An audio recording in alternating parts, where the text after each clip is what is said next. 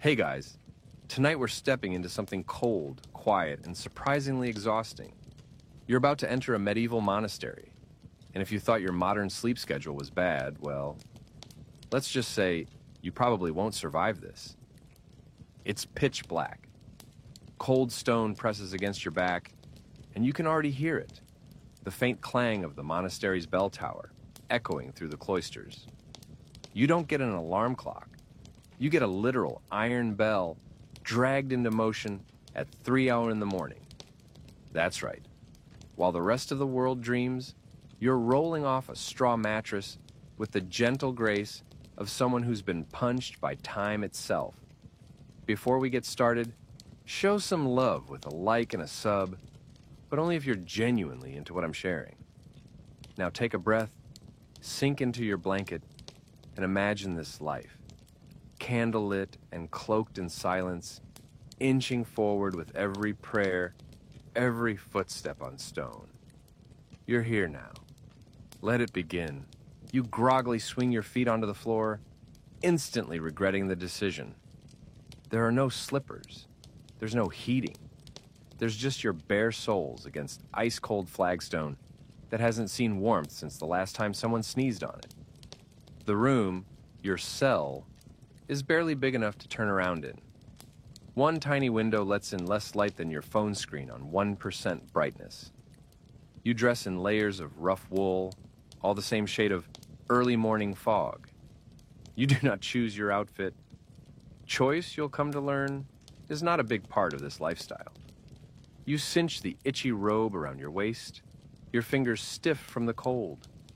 You can smell the damp, stone sweats in the early morning, and it clings to your clothes like wet laundry hung in the wrong season. Out in the hallway, other monks shuffle along in silence. No one talks. Everyone is either too sleepy or too terrified of breaking the great silence, a rule that bans unnecessary speech during the night hours. If you so much as mutter, "Ugh," a senior monk might glare at you like you've just set the chapel on fire. It's not just sleep deprivation. It's the feeling that you're already running behind in a day that technically hasn't even started. You walk in line through dark stone corridors lit only by flickering torchlight. The air smells of beeswax, cold ash, and damp wool. Your breath comes out in pale puffs. Somewhere above, a bell rings again. A slow, echoing toll that tells you it's time to gather in the chapel for matins, the first of 7 daily prayer services. There will be more. So many more. When you enter the chapel, it feels less like a sacred space and more like the waiting room of eternity. The walls loom high above, cold and bare, with a few stained glass windows too far up to enjoy. A handful of candles flicker near the altar, throwing long shadows on the stone floor. You kneel, no cushions, and prepare to chant in Latin. You don't speak Latin, doesn't matter. The first chant begins. Your voice is weak, trembling, still half asleep. Everyone else sounds the same. You don't sing so much as hum with conviction. The words roll out in ancient syllables. Telusis ante terminum. It's strangely hypnotic, almost peaceful, until your knee begins to cramp. There's no shifting, no fidgeting. You stay in position for the better part of an hour, praying, chanting, and occasionally fighting the urge to fall sideways into a snoring heap. Historians still argue whether this brutal wake-up ritual was truly about devotion or just an elaborate form of spiritual hazing. Some say it was meant to simulate the discipline of angels. Others think it was just the only way to keep everyone too tired to rebel. Outside, the stars are still visible. Inside, you're beginning to question your life choices. And here's the kicker. This is not considered early. In fact, Matins is late by some standards. Hardcore monasteries, like the Cistercians or Cluniacs, often split Matins into 2 halves, with a chunk of sleep in between. Ever tried sleeping, waking up to pray, then going back to bed? No? That's because it's chaos. You feel like a zombie time traveler with a candle addiction. Your stomach rumbles.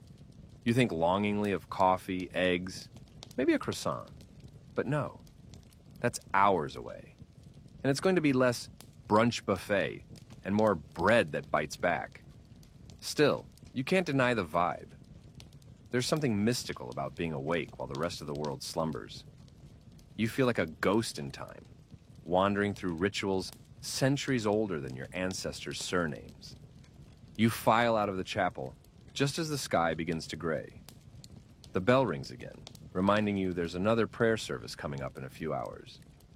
That's lauds, and you'd better not be late. But for now, you're granted a short reprieve.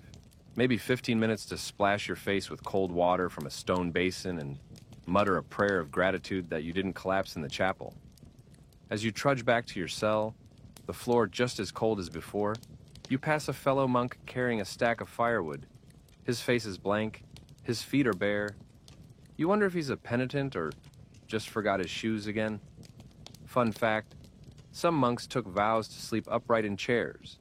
Others wore chains under their robes as penance. You've just survived the easy version, the entry-level discomfort, a casual toe dip into 14th century spiritual boot camp. And it's only 4:15 a.m. You barely have time to blink before the next bell rings. Its tone is different this time. Higher, sharper, less forgiving. That's lauds, your second prayer service of the day. Yes, second. And the sun still hasn't made a proper appearance. You rub your eyes and head back into the same freezing chapel that greeted you an hour ago. No warm-up, no coffee, just more kneeling, more Latin, and more wondering if this is what eternal devotion smells like. A mix of damp wool, candle wax, and unbrushed teeth. Your fellow monks file in beside you, as wordless as before. The great silence remains in effect until after the next meal, which at this point feels like a medieval version of unlocking a phone. You have to chant your way there. As the sun begins to peek through narrow stained glass, beams of red and gold flicker against the floor. It should feel inspiring, but mostly it just highlights how tired everyone looks. Half the monks are blinking in slow motion. One might be asleep with his eyes open. You don't blame him. It's not just physical fatigue. It's existential exhaustion. Now you chant the Psalms, this time with a little more rhythm. You're starting to get into the groove of the Gregorian mode. Your voice blends into the room like incense, hovering above the pews, soft and endless. You almost forget how long the service lasts. Almost. Here's a detail most people don't know. Monks often sang from enormous shared choir books. We're talking books the size of a suitcase, placed on a stand so that 5 or 6 people could read from it at once. You try reading calligraphy in candlelight, with several equally bleary-eyed monks breathing on you. Hope you like secondhand incense and garlic breath. Historians still argue whether these oversized books were about practicality or ceremony. Some say it was communal, everyone singing from the same sacred text. Others suspect it was a clever cost-cutting method. Why copy 50 books when one giant one will do? Once Lauds concludes, the silence is broken. Just a little. A nod here, a whispered word there. You feel like a puppy released from a vow of invisibility. Now comes breakfast, or as they called it, collation. That sounds fancy, doesn't it? Don't get your hopes up. You shuffle into the refectory, which is the dining hall, though that makes it sound cozier than it is.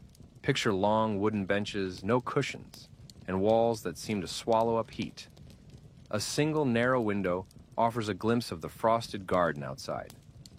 The table's bare, no salt, no sugar, no conversation. A monk stands at a pulpit near the front, ready to read scripture aloud while everyone eats. So even chewing is accompanied by Bible verses. On the menu, day-old bread, thin barley broth, and maybe a few dried peas if it's a special day. There's no butter, no jam, and certainly no coffee. You chew as quietly as possible, trying to not look like you're enjoying it, because you're not supposed to. This is not a feast. This is fuel. And even that might be too generous a word. Odd fact. Some monks believed in eating with their eyes downcast, so they wouldn't be distracted by worldly pleasures, like, say, lentils. And yes, there were debates about whether enjoying food too much counted as gluttony. No one wanted to be the guy who got called out for loving porridge too hard. You slurp your soup, now lukewarm. The bread is a workout. You begin to respect the strength of medieval jaws. Once the meal ends, the monks stand and murmur a prayer. You whisper along, mostly in Latin syllables you hope are right. Then it's off to your daily tasks. You might be picturing calm gardens and quiet reflection. That's adorable. The reality? You're headed straight for manual labor. No time to digest. The monks believe that physical work is part of spiritual discipline. Ora et labora. Pray and work. Equal parts soul and shovel. You're assigned to the woodpile today, chopping and stacking logs behind the dormitory. It's still cold out, and your breath clouds in front of you like a ghost of better sleep. You try to keep a rhythm, chop, exhale, repeat. Your hands sting, but your thoughts drift. Occasionally, the abbey rooster crows. You want to throw your axe at it. Not far off, a few older monks are working the garden beds. Despite the season, they're turning over soil, prepping for spring. You wonder how many years they've been here. 10, 20? Since childhood? Some kids were handed over to monasteries at age 7. Can you imagine being 7 and told your entire life will be spent chanting, reading, and eating gray mush? A younger monk slips past you carrying a bucket of water. You notice he's got ink stains on his cuffs. Scriptorium duty, lucky guy. That's indoor work, though lucky is relative. You'll learn why soon enough. Another bell rings. Time for the terce service. That's prayer number 3, in case you've lost count. It's barely 9:00 a.m. You wipe your hands, return your axe, and trudge back toward the chapel, feet dragging. It feels like you've lived an entire day already, but this is just the warm-up. Monastic life, you're realizing, is built on rhythm. Wake, pray, eat, work, pray, eat again, maybe, pray again, definitely. Then sleep, but only for a while. Rinse and repeat until death, visions, or a minor rebellion. And yet, there's a strange peace to it. Your modern brain rebels at the lack of novelty, but another part, deep down, appreciates the predictability. There's no room for anxiety when your day is carved into exact pieces. Still, you wouldn't mind a chair with a backrest. You shuffle out of terce, your knees creaking in protest. 3 rounds of prayer before most people have hit the snooze button once. It's impressive in a mildly masochistic sort of way. But you don't have time to reflect. Not when the scriptorium awaits. Ah yes, the scriptorium. The monastic copy room. Think office job. But every typo is a sin, and the coffee machine hasn't been invented yet. You follow a senior monk through another drafty hallway. Your hands are still stiff from wood chopping, and now you're expected to write with precision on parchment made from animal skin. Welcome to medieval multitasking. The scriptorium is a long, high-ceilinged room lined with wooden desks and windows set annoyingly high in the walls. It's supposed to let in light, but not distractions. Not that there are many. The most stimulating thing in here is Brother Elred's wheezing. You're assigned a desk.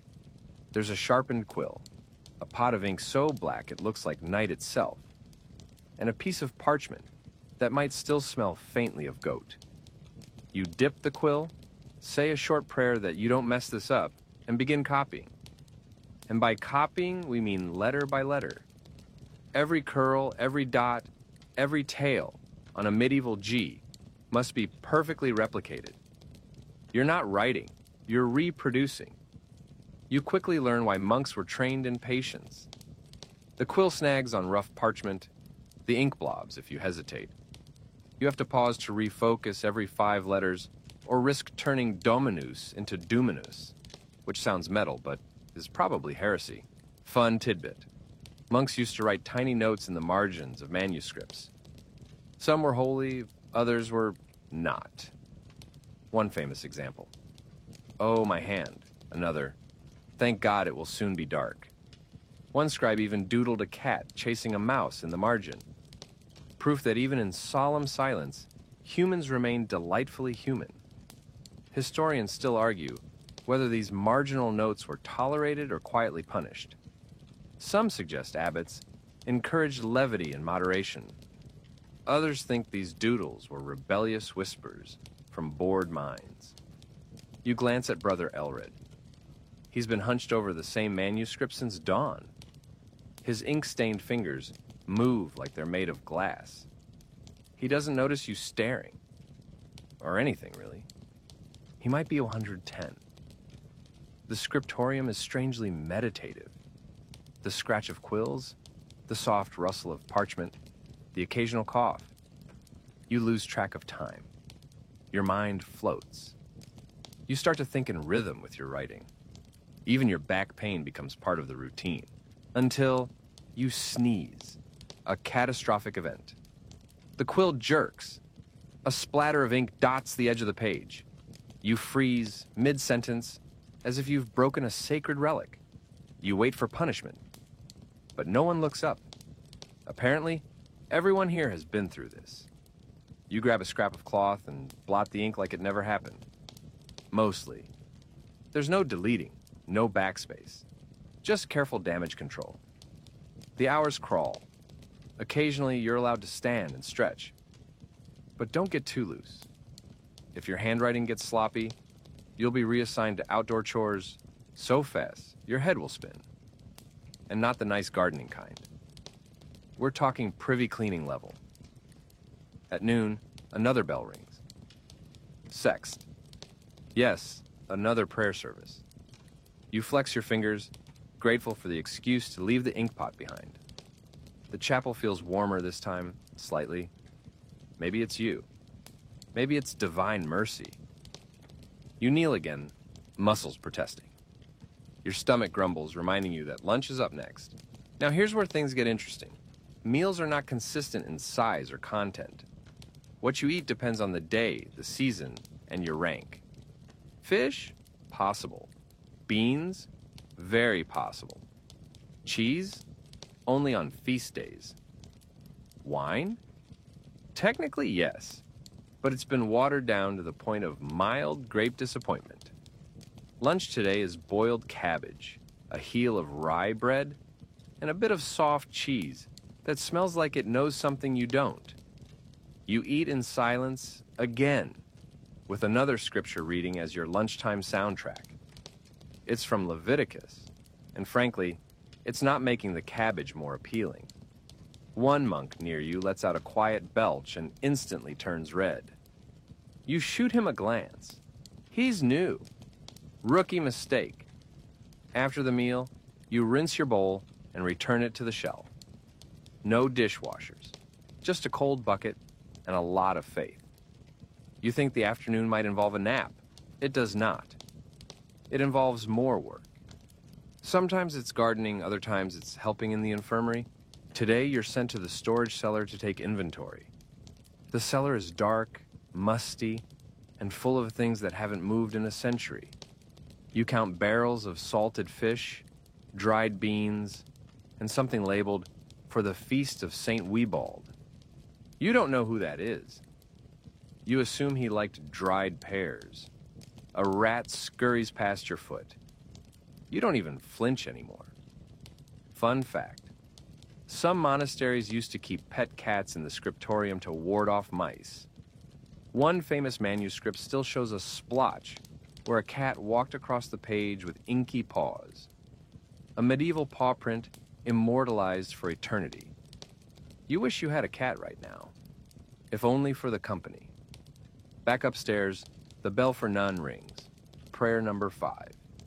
The day still isn't done. You're starting to forget what done even feels like. Back in the chapel, The candlelight flickers in tune with your eyelids. You're fighting sleep with every fiber of your being. A monk near you is actually swaying. You hope he doesn't fall. Prayer ends. There's a brief moment of silence. You close your eyes, just for a second. When you open them again, the sun is low in the sky. The day is winding down, but you've got 2 more prayer services to go. And yes, your hand still smells like goat parchment. The sky outside is finally admitting it's afternoon. The long shadows stretch across the cloister as you shuffle toward your next assignment. You're sore, half asleep, and just starting to accept that this entire life is one long game of what's next, with no prize except spiritual clarity, and maybe a bowl of soup. Today's post-labor slot is drum roll, more manual work. A monk hands you a broom and points toward the chapter house courtyard. You get the sense he hasn't spoken aloud in years. You nod, broom in hand, and make your way outside. The air hits your face like a medieval espresso shot, cold, bracing with a hint of compost. You begin sweeping, stone by stone. The dust here isn't ordinary dust. It's ancient. It whispers things. Possibly Latin? As you sweep, you pass Brother Willem, who's scrubbing the cistern with a brush that's more handle than bristle. He gives you a tired smile. That's about as much camaraderie as anyone shows around here. Emotions are fine. Just, keep them to yourself and whisper them to God later. The monastery might seem peaceful, but behind the scenes, it's basically a holy chore chart. Every monk rotates through duties: cooking, cleaning, harvesting, even tanning animal hides. And yes, that smells exactly as bad as you're imagining. You haven't even hit the worst job yet: latrine duty. That's a whole category of medieval suffering that's too real for bedtime. But don't worry, you'll get there eventually. Everyone does. What's most impressive is the efficiency. Despite the lack of technology, this place runs smoother than a modern startup. Probably because no one's wasting time on Slack or checking medieval TikTok. The only reel here is the one used to lower buckets into the well. You finish sweeping just as another bell rings. That's Vespers, prayer number 6. You know the drill by now. Walk in line, enter the chapel, kneel. It's like muscle memory with incense. The lighting is beautiful, though. Golden sun filters through the stained glass, setting the chapel aglow. Reds, blues, purples, all washing over the floor in slow, holy gradients. You almost forget your knees are made of gravel. Tonight's psalm is long. You mouth the words like a background actor in a sacred play. Your mind wanders slightly. You think about home, about soft mattresses, about chocolate. But then, the chanting pulls you back. Historians still argue whether monks truly found inner peace through this repetition, or whether it was simply spiritual muscle memory. Was this devotion or survival? Either way, it's mesmerizing, even when it's exhausting. After Vespers, there's a short window of free time, which is generous because it's not free in any modern sense. You can't exactly kick back with a novel and a glass of wine. Most monks use this time for spiritual reading, extra prayers, or, if you're very sneaky, a quick nap while pretending to meditate. You choose to visit the cloister walk. It's a square courtyard surrounded by covered walkways, peaceful, quiet, and gently lit by the last rays of sun. You sit on the edge of a low stone bench and exhale. There's something surreal about the stillness here. A bird hops across the grass. Somewhere, a bellows wheezes. A monk nearby is whispering to himself, probably reciting verses.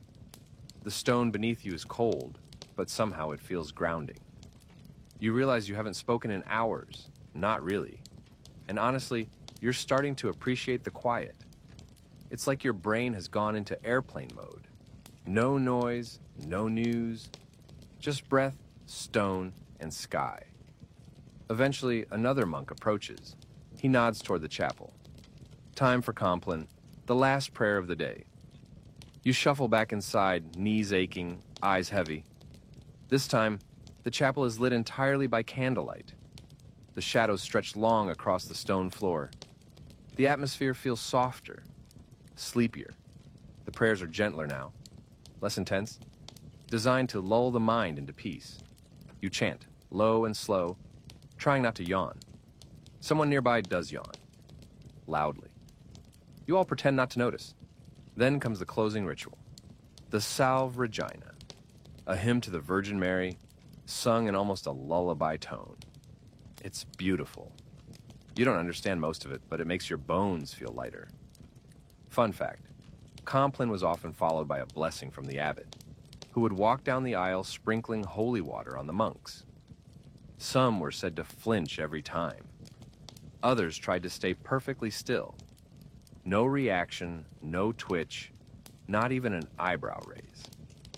Because in the monastery, even flinching might be read as spiritual weakness. Once Compline ends, you're escorted in silence back to your cell. No more talking until morning.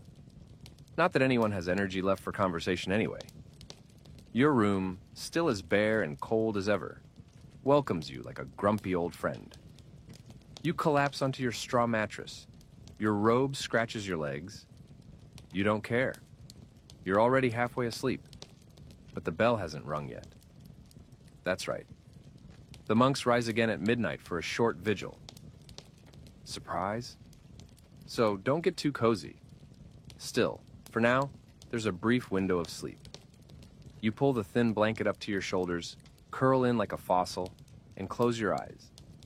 Just as your brain starts to float, you hear it. Soft chanting. Somewhere in the distance.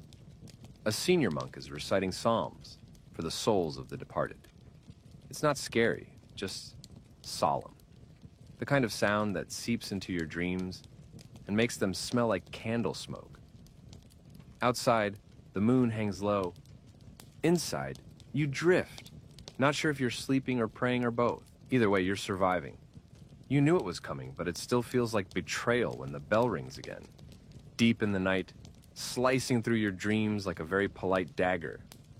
It's midnight, time for vigils. You peel yourself off the straw mat, eyes gummy, brain fuzzy, mouth dry. Your blanket, thin as a pancake, has tangled around your legs like seaweed. You kick free, pull your robe around you, and stand up into the cold. It's always cold. A monastery could be in the middle of July and still feel like November inside. The hallway is deathly quiet. Just the sound of rustling robes, shuffling feet, and someone whisper coughing in the distance. Nobody talks. Nobody wants to be here. But you all show up anyway.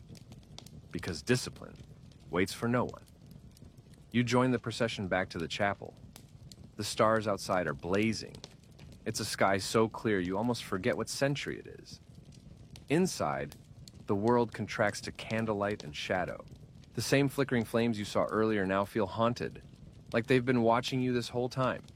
The vigil prayers are longer, slower, designed for contemplation, or, if you're not careful, unconsciousness. You kneel, you bow, you chant, all on autopilot. One of the monks 2 pews down is definitely asleep. He's swaying like seaweed in a tide pool. Nobody calls him out. He'll get woken up eventually, either by the cold, a wayward elbow, or divine guilt. The reading begins. Tonight it's from the Book of Job. Of course it is. What better company for sleep-deprived monks than a guy covered in boils, asking why life is suffering? You try to focus, but your mind drifts. It's like trying to watch a movie with the brightness set to 5%. You're vaguely aware that time is passing, but you're not sure how much or what you're meant to take away from any of it. And that's the point. You're not here to understand. You're here to endure. That's the whole monastic thing. Spiritual training through repetition, discomfort, and surrender. Historians still argue whether these midnight vigils were genuinely effective spiritual practices or just institutionalized insomnia. Some claim they fostered visions and divine connection.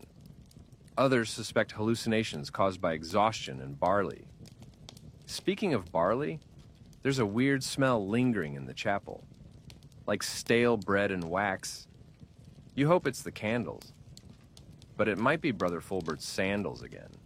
He refuses to admit they're composting his feet. Finally, the bell rings again. Vigils are done. You've survived the worst of the night.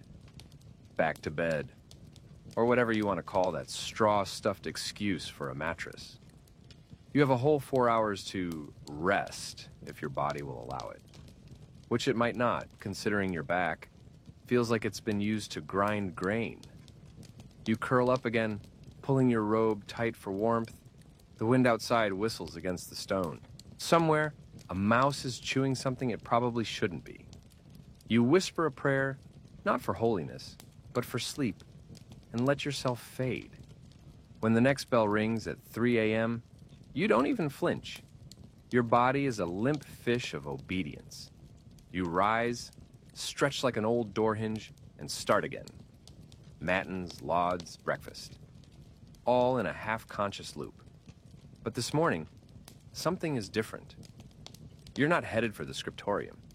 You're on cleaning duty, again. But this time, it's the lavatorium. That sounds fancy. It's not. It's where monks wash their hands before meals. Which means it's your job to clean the stone basins and refill the water jugs. You carry bucket after bucket from the well, arms aching, trying not to spill. The buckets are heavy. Your robe is dragging. Your toes are wet. It's glamorous. Then you spot something unusual. A tiny wooden shelf tucked behind one of the columns, half hidden by ivy. On it, a single clay cup. It's stained, chipped, and clearly forgotten. You feel like you've discovered a medieval Easter egg. This is where monks sometimes hid contraband. Leftover bits of wine, forbidden cheese, maybe even scraps of parchment with poetry scribbled on them. Nothing too scandalous. Just small rebellions against the grind. Fun fact, some monasteries had underground black markets of sorts. Nothing illegal per se, just frowned upon. Secret snacks, illicit naps, quiet conversations about the outside world. One monk's smuggled apple was another's personal revolution. You leave the cup where it is. Some traditions are better left untouched. Back in the cloister walk, you pass the infirmary. The door is ajar. Inside, Brother Theobald is lying on a cot, pale and sweating. A novice is tending to him, pressing a cloth to his forehead and whispering a psalm. You slow your steps. Sickness is part of monastic life. With so many bodies in close quarters and zero concept of germ theory, things spread fast. Sometimes it's just a fever. Sometimes it's something worse. You say a silent prayer and keep walking. The bell rings again. Terse. You enter the chapel, settle into your place, and begin the prayers. Your voice is hoarse. Your knees scream in protest. But something in you, some stubborn thread, keeps going. You've made it to midday again. You're sleep-deprived, sore, and a little emotionally numb. But you're here, still surviving, still chanting, still holding on. And in some small, strange way, thriving.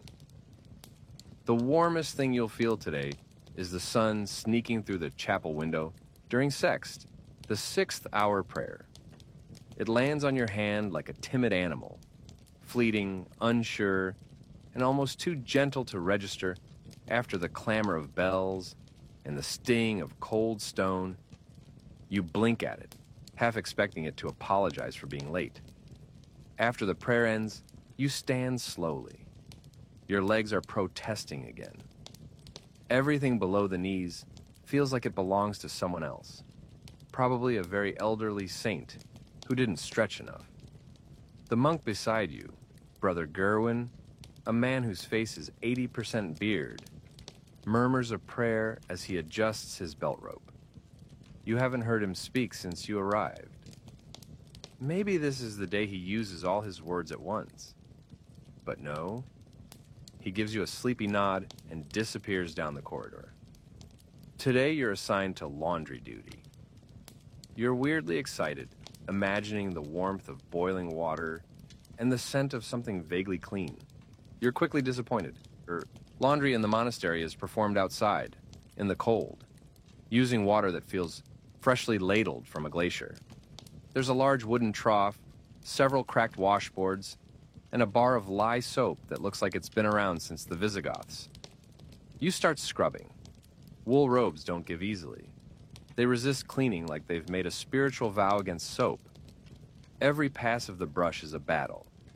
Your fingers go numb within minutes. Also, monks don't wash their robes very often. Some of these garments are practically historical artifacts. One smells like smoked turnips and judgment. You try not to gag. You fail a little. Quirky side note. Some monastic orders believed that excessive cleanliness bordered on vanity. The less you washed, the holier you were. That robe you're scrubbing might have been worn for weeks, maybe months. Congratulations. You're elbow deep in piety. Historians still argue whether this was based on true ascetic values or just an excuse to skip bathing. Probably both. A lot of monastic life walks that fine line between devotion and, we ran out of soap 2 winters ago. You hang the soaked robes over a line stretched between 2 gnarled apple trees. The wind grabs at them like ghosts trying to escape. You step back and admire your work. 5 saggy, dripping symbols of righteousness flutter like defeated flags. Time for nones, the afternoon prayer. Yes, another one. At this point, you're starting to lose track of which prayer goes where. They blur together in a mist of Latin, kneeling and desperately trying not to fall asleep mid-amen. But today, there's a twist. The abbey's abbot, Father Odilo, announces a special reading during nones. You glance around. Even the veteran monks perk up slightly. Father Odilo climbs the lectern with a slow, deliberate pace. He opens a heavy leather-bound book, the kind that smells like secrets and mildew. And then, in a dry, deliberate voice, he begins to read from the Rule of St. Benedict. You recognize the name. This rulebook has governed monastic life for centuries. It's part instruction manual, part spiritual manifesto, part early attempt at workplace legislation. The passage he chooses? A section about obedience. You listen. The first degree of humility is prompt obedience, which is given to those who hold the place of God in the monastery. Translation: obey your superiors like they're holy proxies, or else you're spiritually flunking. You try not to make eye contact with anyone. You definitely muttered something unholy when that robe splashed you with glacier water earlier. Father Odilo closes the book. There's a moment of silence so complete, you can hear the creak of his knees as he descends the steps. Then the chanting resumes. Afterward, you're assigned to garden duty. The herb garden is nestled between the chapel and the outer wall, a rectangular patch of green lined with low stone dividers, and filled with the sleepy hum of bees. You pluck weeds beside Brother Clement, who tells you, in a voice barely above a breath, that he once got stung on the nose and still came to Vespers. You nod solemnly. Monastic tough guy. The garden smells of rosemary and lavender, which is a pleasant break from mildew and wool. You breathe it in like a secret. Here's something people often forget. Monasteries were keepers of botanical knowledge. These monks knew their herbs. They had cures for headaches, stomach aches, and what they politely called internal wind. You see jars labeled hyssop, horehound, angelica. They sound magical. They mostly taste terrible. Fun fact, some monks believed lavender could drive off demons. Others used it to mask the smell of their sandals. Either way, the air here feels a little less cursed. You drop weeds into a basket and start trimming sage with a knife older than some small countries. Brother Clement hums tunelessly beside you. Then the bell rings again. You sigh, that's Vespers. Again. Which sounds unfair, because you could swear you already did it. But no. Time doesn't work the same in monasteries. It stretches, folds, repeats, like you're stuck in a very pious Groundhog Day. Back in the chapel, the candles are already lit. The flickering light plays against the stone like shadows arguing in silence. This time during prayer, something odd happens.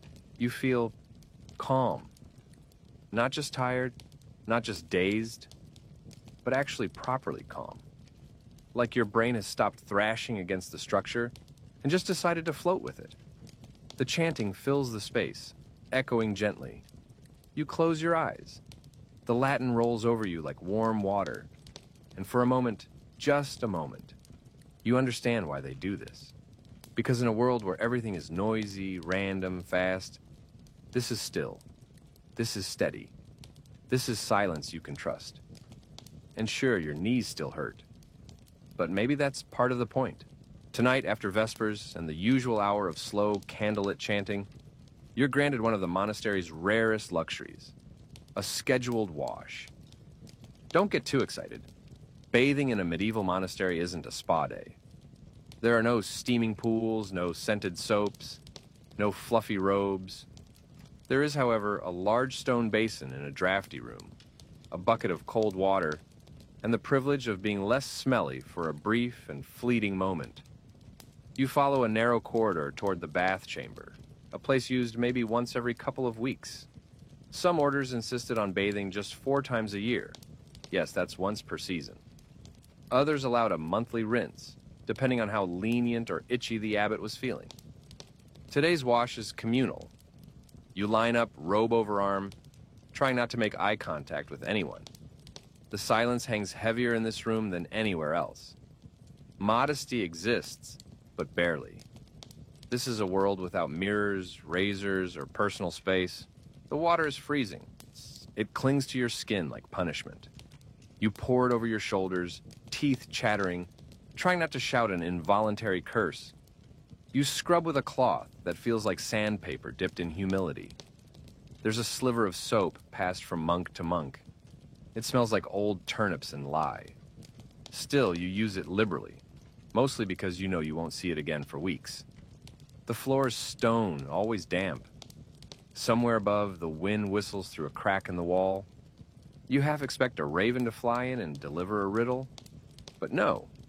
Just Brother Matthias, dragging a bucket of clean water like it owes him money. You dry off with a scrap of linen. It's thin, frayed, and does nothing to stop your bones from freezing. You redress in your slightly less dusty robe, feeling a bizarre sense of pride. You are now the cleanest person in the monastery, which is kind of like being the least flammable matchstick. Quirky side note. There were monks who considered washing a temptation of the flesh, not just the act of bathing, but the pleasure of it. Some even prayed during their baths to avoid impure thoughts. You're too cold to think anything impure. Your only thought is blanket. Historians still argue whether the infrequent bathing was a logistical issue, lack of soap, clean water, heating, or a deliberate act of spiritual mortification. Either way, there's no such thing as a long soak around here. Once you're redressed and only moderately damp, you make your way back through the cloisters. The torches flicker in their sconces. You smell smoke, old moss, and the faintest hint of candle grease. Someone's walking ahead of you, barefoot, probably a penitent, or someone who lost a bet. You pass the dormitory, rows of simple beds, most with straw mattresses, wooden frames, and woolen blankets that seem to repel warmth on principle. A few monks are already drifting off, curled into tight, silent shapes. But your day isn't over yet.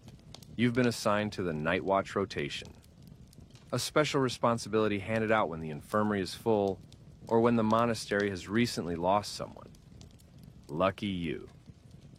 You make your way to the small chapel annex where a lone candle flickers beside a wooden stand. A name is carved into the candle holder, Brother Udo. He passed away 2 days ago. It's your job to keep the candle burning and to recite psalms softly through the night in his honor. It's quiet here. Too quiet, Even the creak of the wooden floor feels intrusive. You sit, open the Psalter, and begin, Domini, exaudi orationem meum. The Latin drifts from your lips like steam, slow, careful. You're not chanting for anyone to hear. You're not even sure Brother Udo is listening. But tradition matters. Ritual matters. It's what holds the bones of this place together. And then, you hear something. A soft cough, a whisper of movement. You glance behind you, just the candle dancing on the stone wall. Monasteries are full of creaks and murmurs. It's not haunted. Not exactly. But when you sit in silence long enough, the building talks back. Stones settle. Rafters shift. Wind slips through cracks in the stained glass. Some monks believe that praying for the dead helps guide their souls to peace. Others believe it helps the living process grief through repetition. Still others think it's just what you do when someone dies in the middle of Lent and the bell rope snaps and no one wants to talk about it. Either way, you read until your eyes blur. The candle wavers. The wax pools. Eventually, your hour ends. You blow out the flame. The room darkens instantly. You place the book gently back on the stand, as if you're afraid to wake it. Back to your cell. You pass the lavatorium again. The water bucket is full. Someone's been up. You open your cell door, crawl onto your straw mattress, and curl under the blanket. Your hair's still damp. Your knees ache, but you're cleaner than you've been in weeks. You close your eyes, and almost immediately, the bell rings. You groan softly. Lauds is calling. Another day begins. Your inner voice, now fluent in sarcasm, mutters, "Thanks, God." And off you go again. You stop asking what time it is. Time in the monastery is a foreign country, with no clocks and no sympathy. There are only bells, and the space between them. So you learn to listen for them like the weather. Rising, falling, sometimes silent but always looming. Right now it's the hour between lauds and prime. The light outside is a hazy gray, the kind that never quite commits to being morning. You sit on a wooden bench in the cloister walk, staring at a wall so old it looks like it remembers Charlemagne personally. This is one of the few unscheduled minutes of your day. You could pray, you could read, or as you choose, you could just exist. You breathe. Cold, clean air fills your lungs. A bird calls from somewhere overhead, probably a starling. You name him Gerald. Gerald sounds like he has opinions. You listen to him for a moment, and then the bell rings. Prime. Time to pray again. You head into the chapel with the others. The cold stone under your feet is now familiar. Your robe, which once felt like a sack of wet hay, now just feels normal. Everything blends into the rhythm. Prime is brief. A few psalms, a short reading, some kneeling. You could do it in your sleep, which, frankly, you nearly do. Afterward, you're assigned to assist Brother Heribert in the sundial garden. Now, this sounds charming. Sundials, gardens, maybe a bird or two. But it's not what you think. First of all, the garden is mostly frozen dirt, with sad, wilted greens peeking up like exhausted ghosts. Second, the sundial isn't some elegant Roman relic. It's a chunk of stone with lines carved into it, and a very judgmental-looking stick poking out of the middle. You and Brother Heribert take turns repositioning the gnomon, the stick's technical name, checking its shadow and marking the progression of daylight. You record these shifts with a charcoal stub on parchment that smells suspiciously like smoked cheese. This is how the monastery keeps time. Not with gears and glass, but with sunlight and shadows. No clocks, no watches, just sky, stone, and guesses. Historians still argue whether monastic timekeeping was genuinely effective or just spiritual placebo. Some say the sundials were surprisingly accurate, within 15 minutes even. Others think monks just rounded up and prayed slightly early when it was cloudy. You try not to look directly at the sun. You fail. Now you're seeing blue blobs every time you blink. Eventually, Brother Heribert grunts with approval. You take this as a sign that your scribbles were satisfactory. Back inside, you're sent to the kitchen to help with midday meal prep. You've never been so excited to chop onions in your life. The kitchen is surprisingly warm. There's a fire crackling in the hearth, a pot boiling over, and a stack of flatbread cooling by the window. Brother Osmond is in charge. He's got a voice like gravel and a soft spot for garlic. You like him immediately. He hands you a basket of root vegetables and a knife. You get to work. Peel, slice, stir, repeat. The scent is heavenly, by monastic standards anyway. Onions, leeks, parsnips, and something that might be thyme. You stir the pot carefully. You're allowed to taste. It's not bad. Salty, but comforting. You imagine a future where you run away and become a monk chef for hire. Brother Spice. You'd write cookbooks, maybe start a herb garden with Gerald the Starling as mascot. But you stay in the present, because the bell rings. Sext. Another prayer service. You wipe your hands, bow to Brother Osmond, and make your way back to the chapel. Sext is like the midpoint checkpoint of the monastic day. You're halfway through. If your spirit hasn't cracked by now, there's hope. You chant. You kneel. You stand. You chant again. And your stomach grumbles like an angry hymn. After sext, it's finally time to eat. The refectory smells incredible. The vegetable stew you helped make is ladled into thick ceramic bowls. There's a hunk of bread slightly stale and a cup of watered wine, just enough to make you miss the real thing. But the silence persists. A monk reads aloud from the lives of the saints as you chew. Today's tale. Saint Simeon Stylites, who lived on a pillar for 37 years. You try to imagine eating soup on a pillar. You fail. Your admiration for Simeon is both ironic and genuine. Quirky fact, some monks secretly brought herbs or bits of salt to spice up their meals. Not allowed, of course. But there were rumors of small flavor caches hidden behind loose stones. A clove here, a bay leaf there. Culinary rebellion. Once you finish eating, you rinse your bowl in a communal trough and return it to the shelf. Then back to work.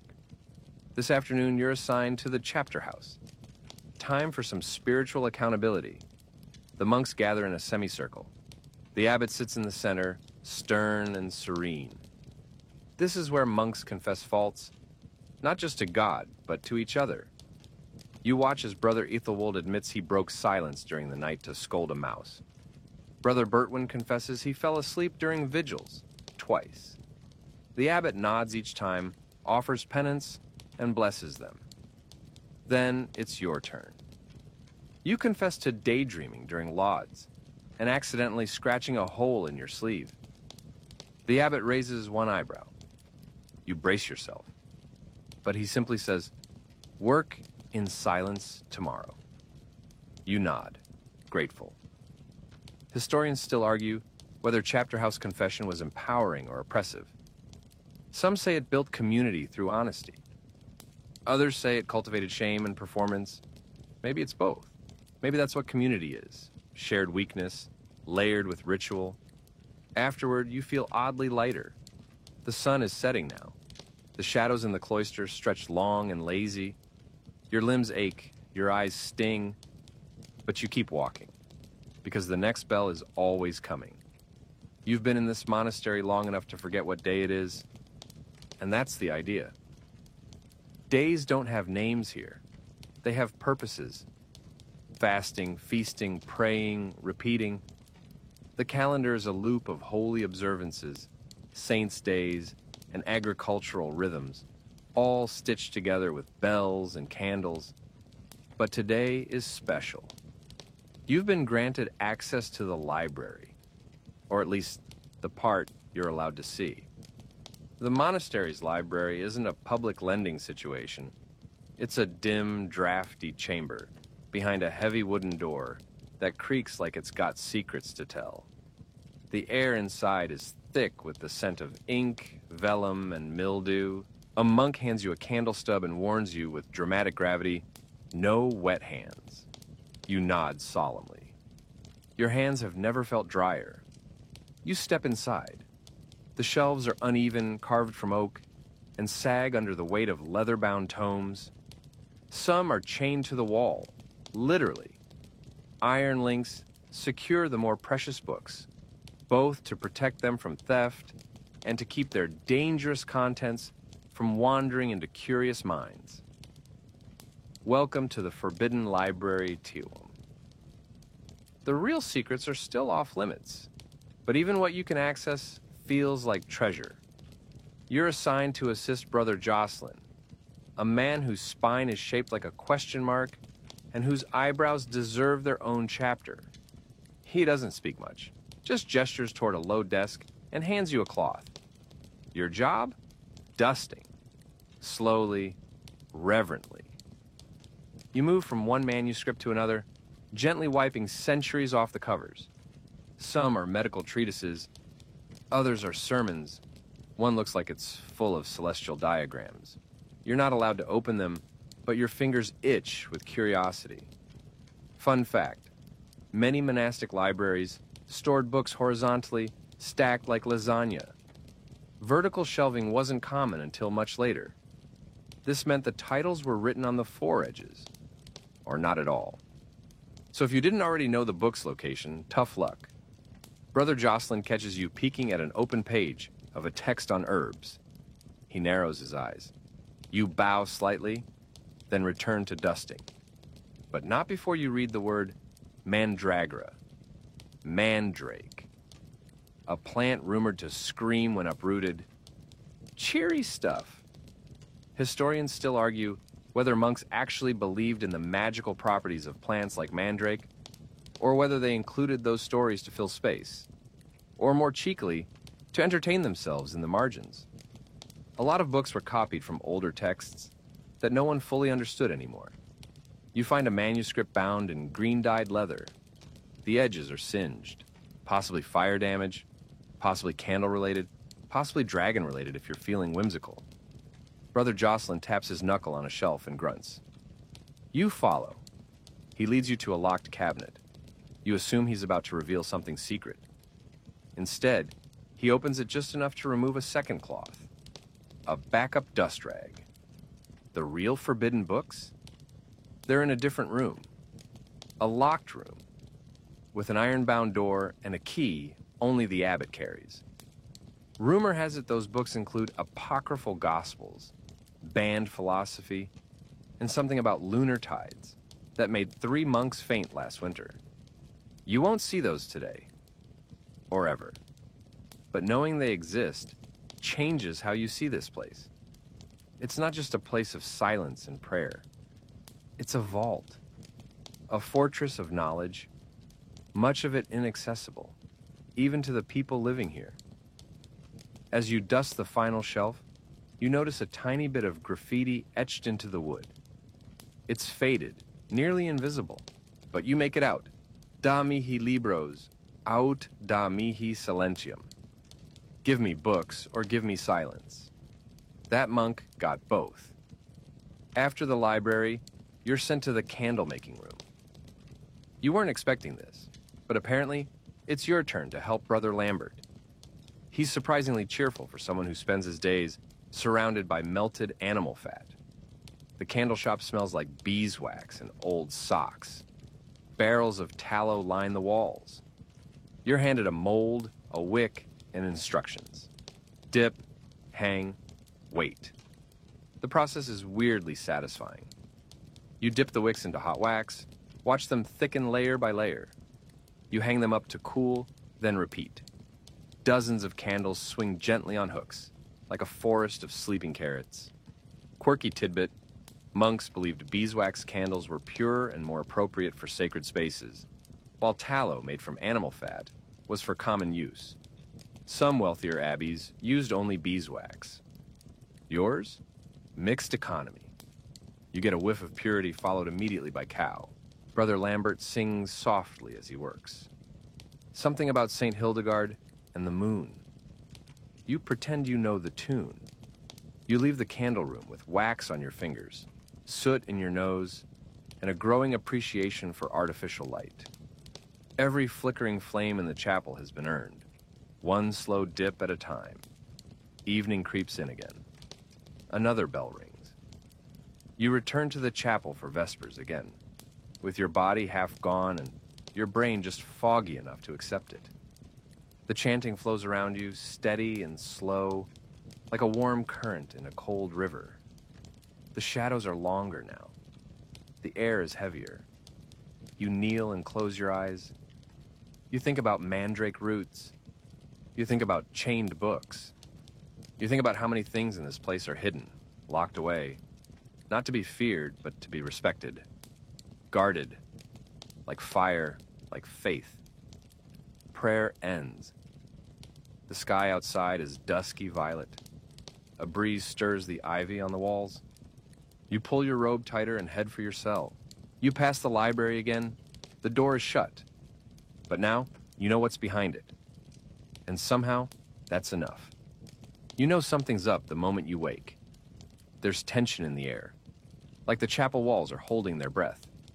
The bells sound normal, but the faces of the monks look a little too composed, a little too still. And then it clicks. Today is confession day. The monastery runs on structure, yes, but it also runs on surveillance. Not in a sinister camera-on-the-wall kind of way, but in the deeply medieval belief that your very thoughts need to be monitored, and not just by God. Today, you'll be expected to confess everything you've done wrong, thought wrong, dreamed wrong.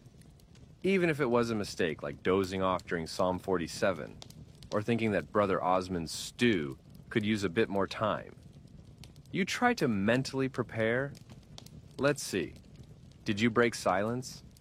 Yes, when you muttered, "Ow," after stepping on that stone in the garden. Did you covet another monk's woolen hood because it looked slightly warmer than yours? Possibly.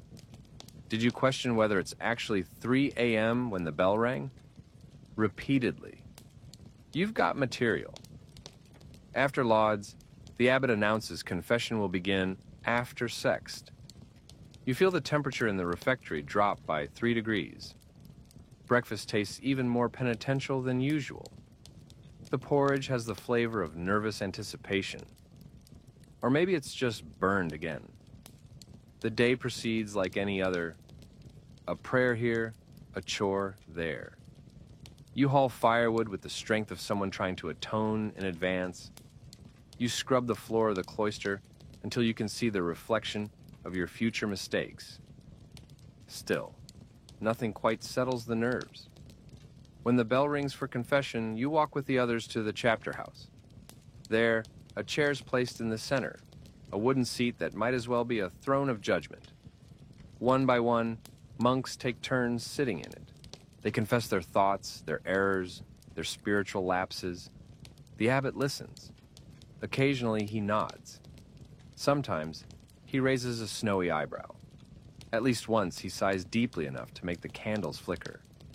You watch in silence, palms damp. Everyone here is equal in sin and silence.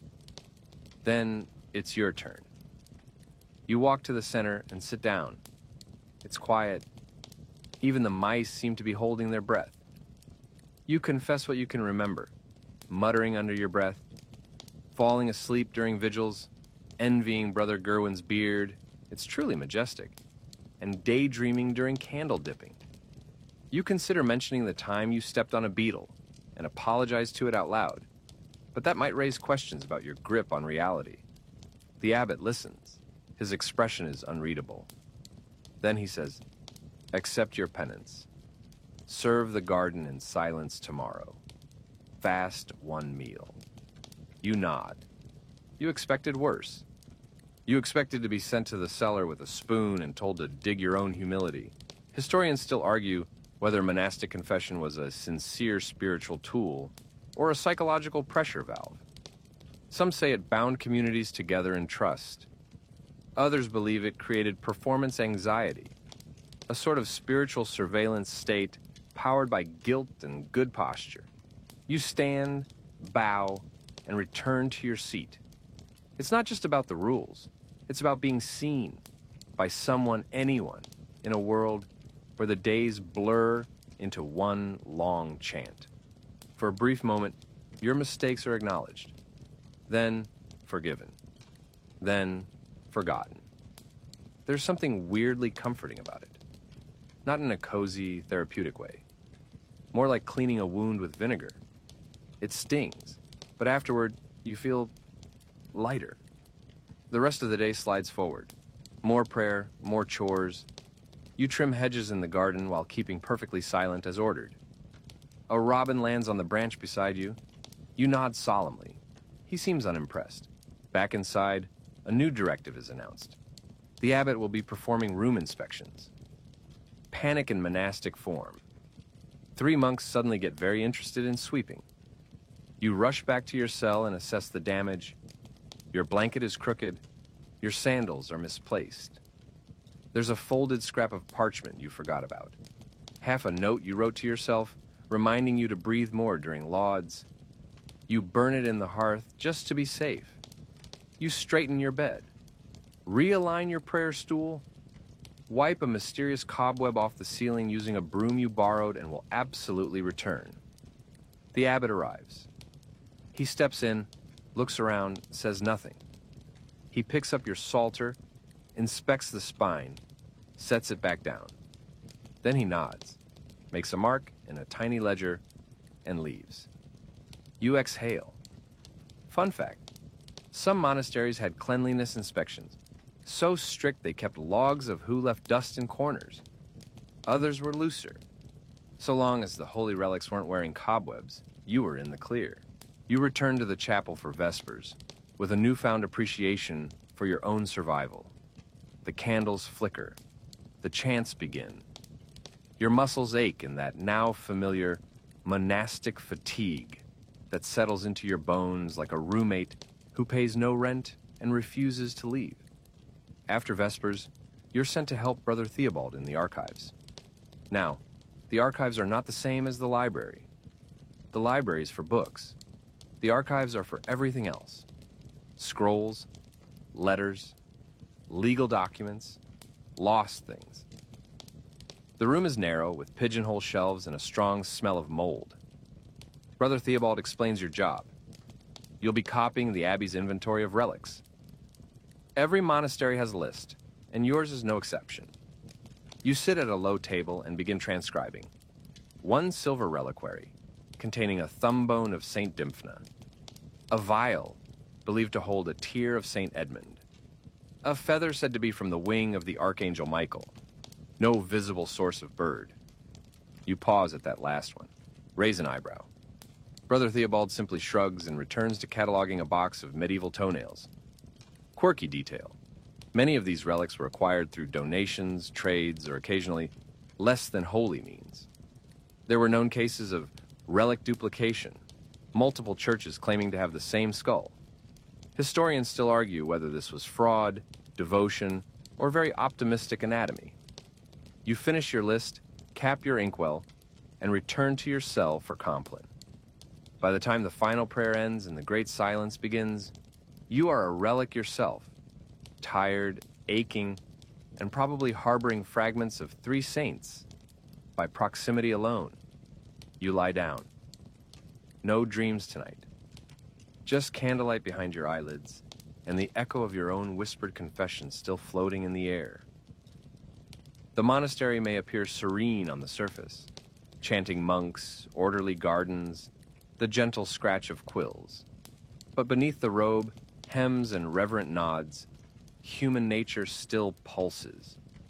You discover this firsthand when you're assigned to help Brother Wulfric in the cellar, where the wine and ale are stored. That's right, monks drank. Quite a bit, in fact. Water wasn't always safe, and a little fermented grain was considered medicinal, hydrating, and, let's be honest, just pleasant.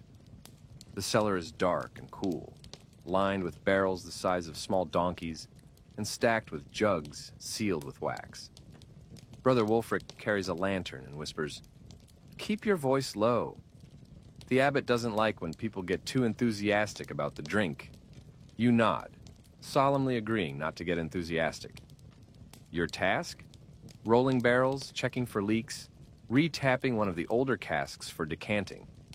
Simple. Manual. Until Brother Wulfric says, with the world's most suspicious wink, "There's one barrel we keep for the bishop's visits." You help him roll it out.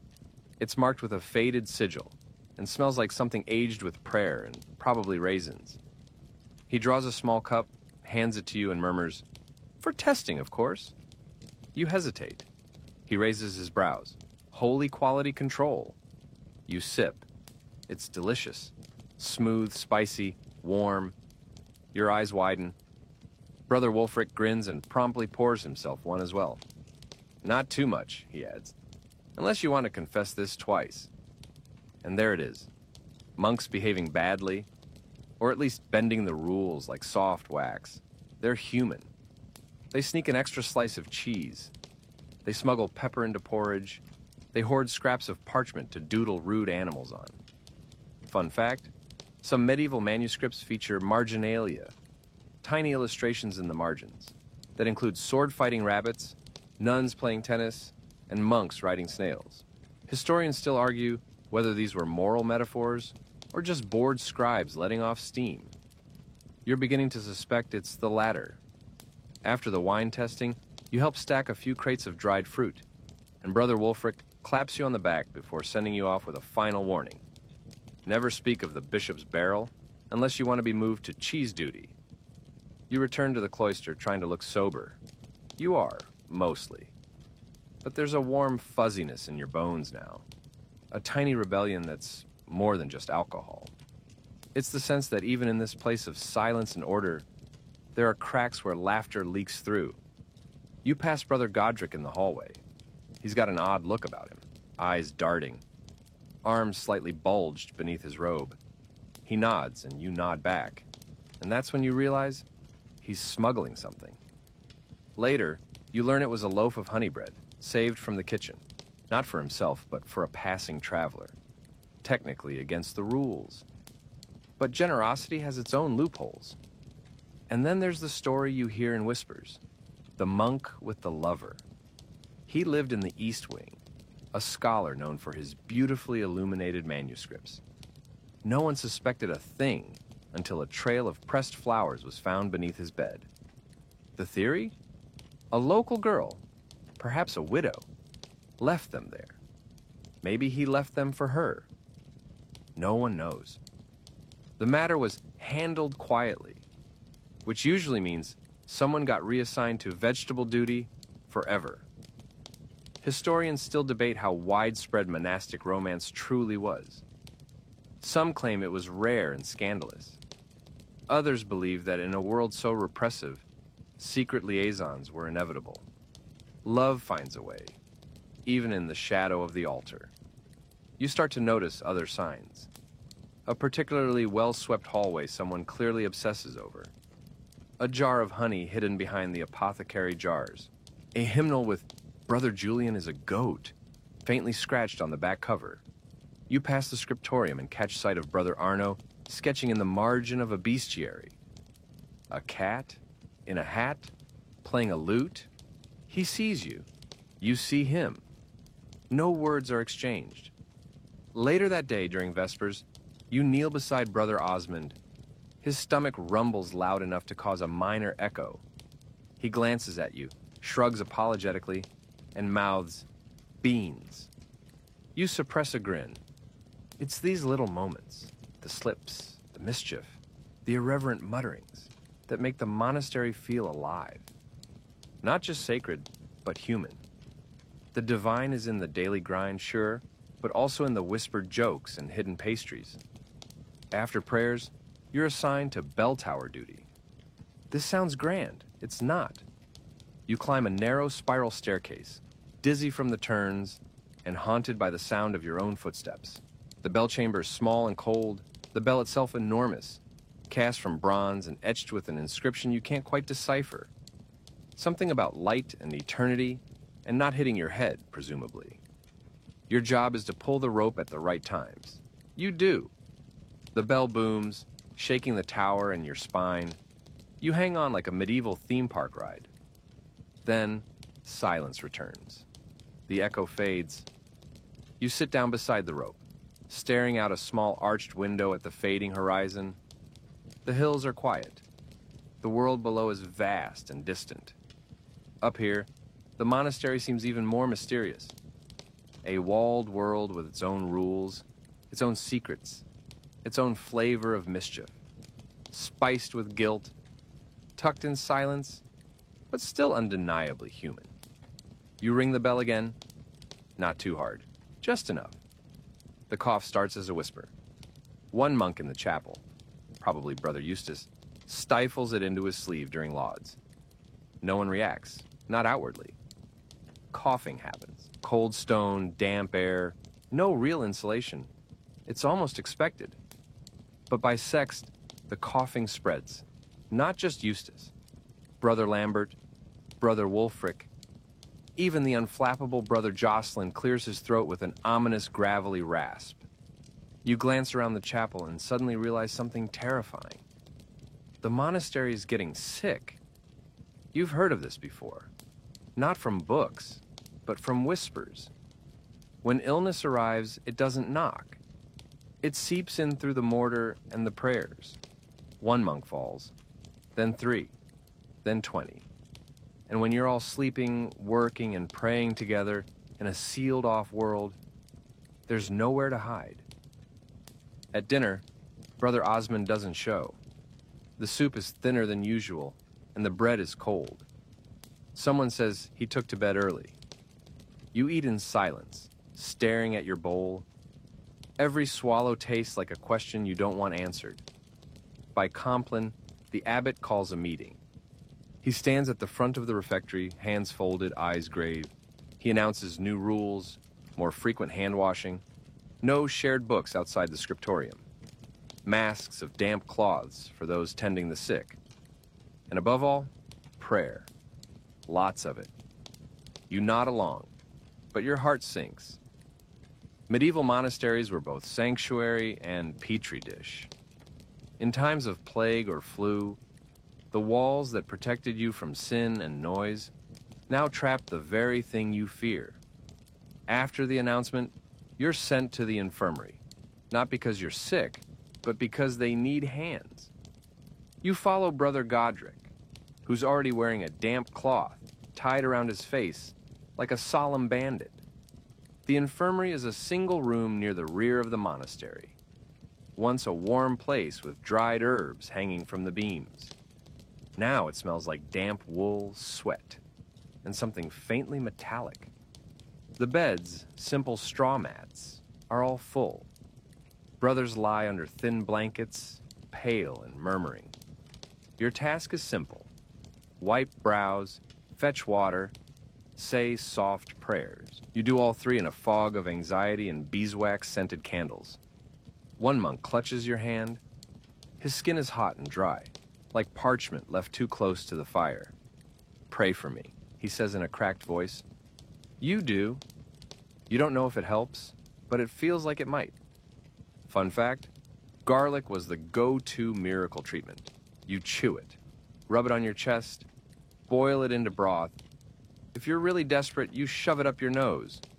The monks don't go that far today, but you do spot a bowl of garlic cloves soaking in wine near the fireplace. Historians still argue whether monastic remedies were at all effective. Some believe the garlic, honey, and herbs had mild medicinal properties. Others think it was placebo held together by prayer and sheer willpower. You notice that Brother Theobald is missing. No one says it, but you feel it in the silence. When the bell rings for matins the next night, the chapel feels emptier.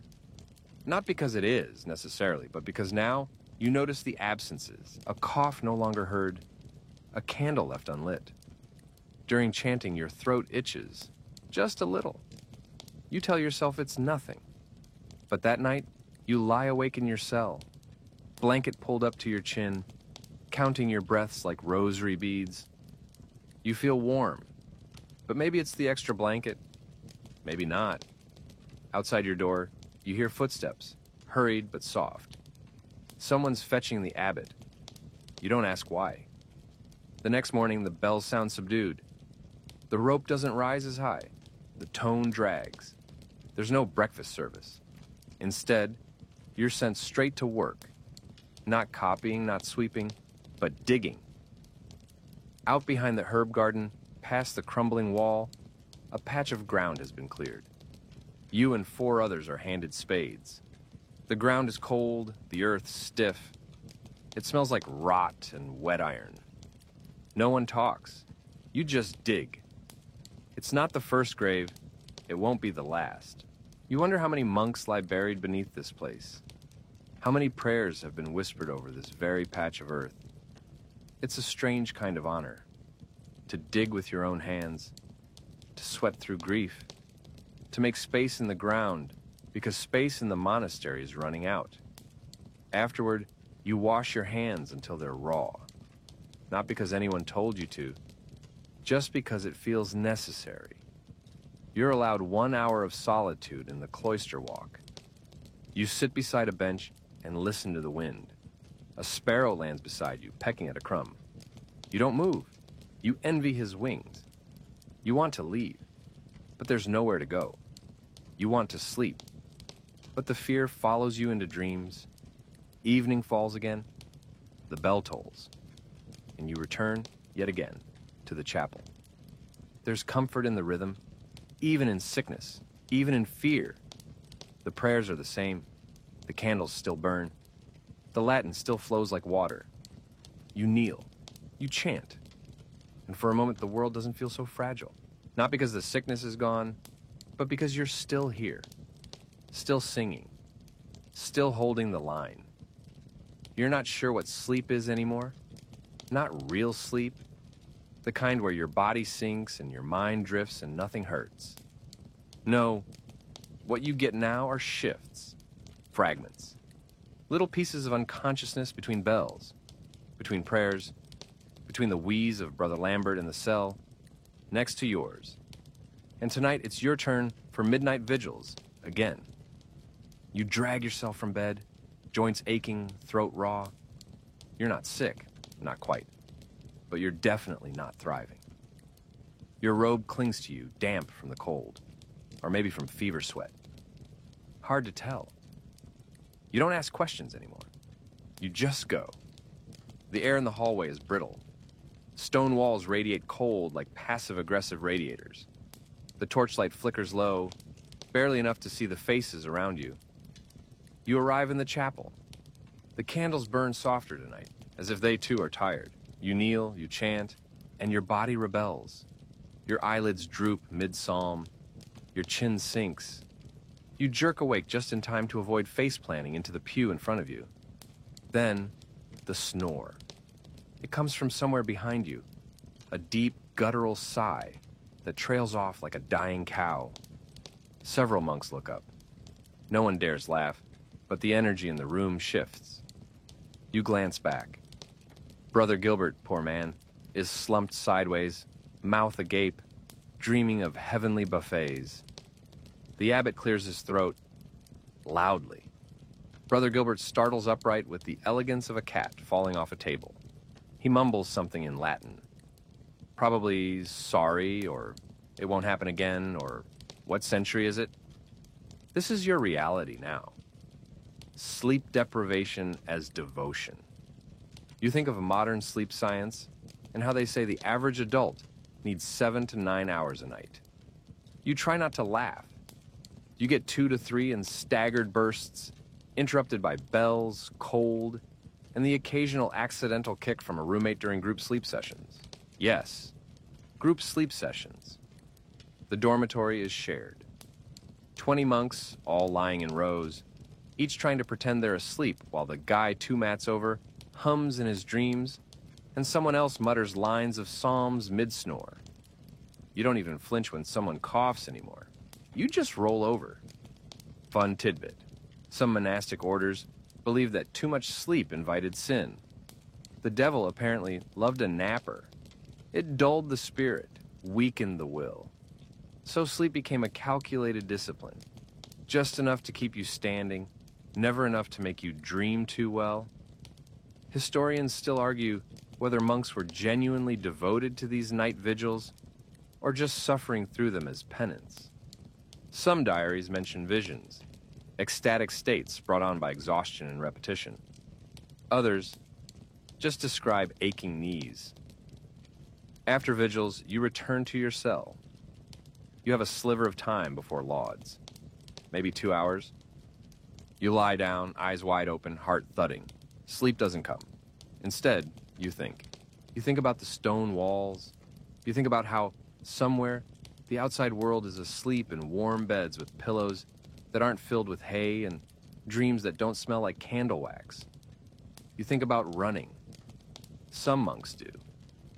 Runaways are part of monastic history.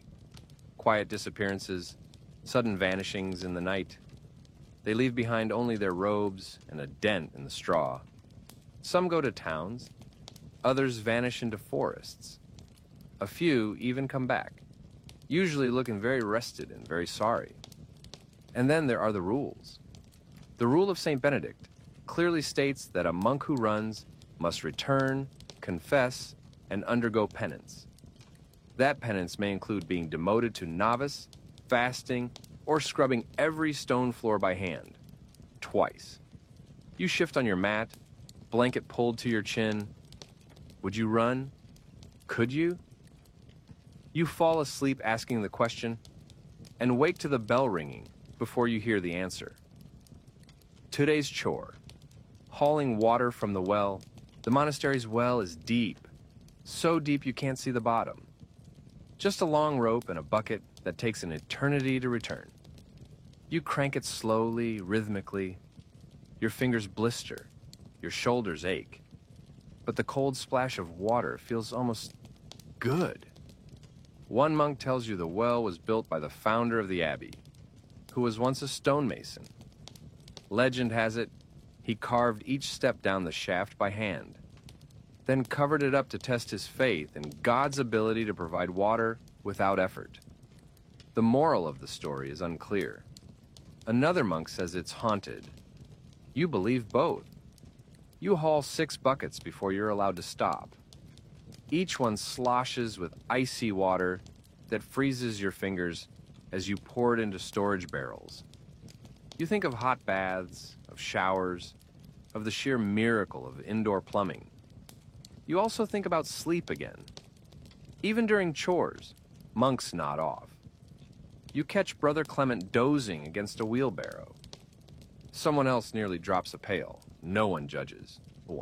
You're all just hanging on. The bell rings for terce. You shuffle to the chapel, eyelids fluttering like a dying candle. During chanting, you hear someone snore again. This time it's quieter, softer, almost part of the harmony. You don't laugh. You don't even smile. You just keep chanting. Eyes half closed, feet blistered, mind somewhere between prayer and dream. Still here, still surviving. You're up to your elbows in relics before breakfast. The abbot has asked for a complete inventory, again, of every blessed object, sacred fragment, and vaguely suspicious item in the monastery's reliquary room. And because you made the mistake of finishing your chores early yesterday, a rookie error, you're now the designated scribe. The reliquary room smells like old wood, candle smoke, and time itself. The shelves creak under the weight of ornate boxes, glass vials, and faded scrolls. Some containers are simple, wood with iron hinges. Others are miniature cathedrals, gold-plated and encrusted with the kind of colored glass that wants you to believe it's ruby. You sit at a low table with a record book as big as your torso and begin. Item: silver reliquary containing presumed thumb of Saint Cecilia. You glance at it. The thumb looks, well, it's a bone. Could be a thumb. Could be a really determined knuckle. Item: vial of holy tears collected from the shrine at Canterbury. It's suspiciously full. Like full. You wonder how many tears are in this vial and whether someone had a very productive cry day. Item: splinter of the true cross, untested. You write untested in parentheses because it feels appropriate. There are so many splinters of the true cross floating around medieval Europe, you could probably rebuild Noah's Ark by lunchtime. And here's the kicker. Each one is absolutely, undeniably genuine. Or so you're told. Quirky fact: relics were the cornerstone of monastic prestige. The more relics you had, the more spiritual clout your abbey wielded. Pilgrims would travel for weeks to see a saint's tooth, a scrap of robe, or a piece of rope allegedly used to lower St. Peter's laundry basket. Historians still argue whether most of these relics were authentic, symbolic, or the medieval equivalent of a tourist trap. Some abbots swore their treasures were blessed and holy. Others, quietly and without eye contact, bought them from traveling merchants, who looked a lot like stage actors. You open a small wooden box labeled Hair of Saint Apollonia. It's fuzzy, like a dust bunny with good branding. You write it down anyway. Then there's the pièce de résistance, a toenail yellowed and curled, sitting on a velvet cushion. The tag says it belonged to St. Guthlac. You try not to stare, but you stare. You wonder if he knew. After the inventory, you help clean the display cases. Gently, reverently, like dusting an ancestor's wedding ring. The monks take these things seriously. Not because they necessarily believe in every single one, but because the idea of them is powerful. The ritual, the story, the centuries layered into each object. And to be fair, it works. Standing in that room, surrounded by bones and glass and fading parchment, you feel something. A strange, prickling humility. A sense that you're very small in a very long, winding river of belief. Then, Brother Osmond accidentally sneezes on St. Bartholomew's scapula, and the moment passes. You're sent to lunch late, but the stew is still warm. Lentils, cabbage, and just enough salt to suggest someone's smuggling a spice stash again.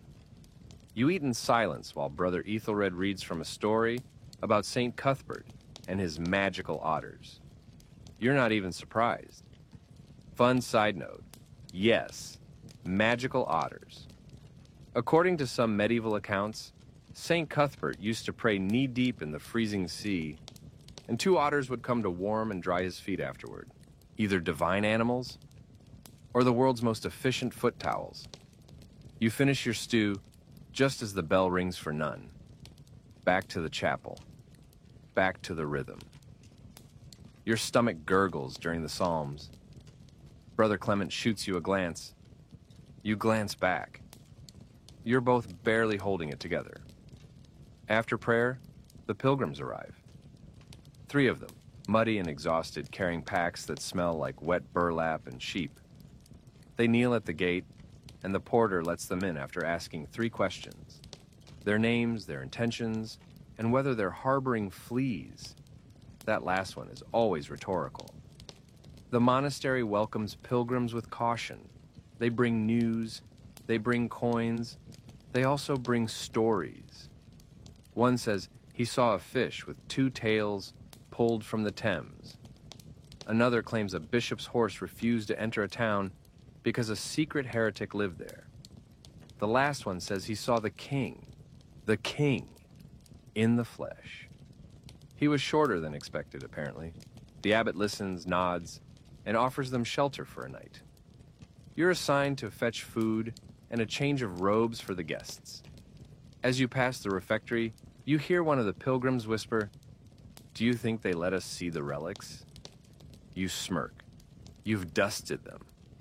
That night, you join a small circle in the cloister walk where the pilgrims are allowed to speak freely, so long as they stay seated, respectful, and don't ask too many questions about the locked tower. They speak of cities, of ships, of a man who sings psalms backward in the street for coin. You sit, half listening, half dreaming. There's something about their presence, loud, earthy, alive, that makes you feel how far you've drifted from the world. The monastery is safe, steady, but it's also sealed. You return to your cell with the scent of road dust still in your nose. The relics, the pilgrims, the singing fish, all of it spins in your head like a chant gone sideways. You lie down. Your last thought before sleep. What if St. Guthlag's toenail really is watching you? When visitors arrive, the monastery shifts. It doesn't happen often, maybe a handful of times a year. But when it does, it's like someone lifts the roof just slightly and lets a little world drift in. This morning, you're pulled from your usual duties. Not scriptorium, not herb garden, not candle making, but tasked instead with assisting the hospitalarius, the monk in charge of handling guests. Brother Odo, to be precise. He's thin, fast-talking, and always smells faintly of cloves, which may or may not be intentional. Pilgrims, he mutters. 3 men, 1 woman, 2 children, a donkey, and a relic request. Prepare the courtyard. You nod. Of course. You head outside. The courtyard has already begun its transformation. Benches brought from storage, a wooden stand where small icons are sometimes displayed, and barrels of water rolled out from the cellar. The smell of something baking, maybe barley bread, maybe yesterday's barley bread, wafts from the kitchen. You sweep the flagstones with a broom so worn it's mostly spiritual suggestion. Then, they arrive. Pilgrims are rarely glamorous. They're sunburned, blistered, stained with travel.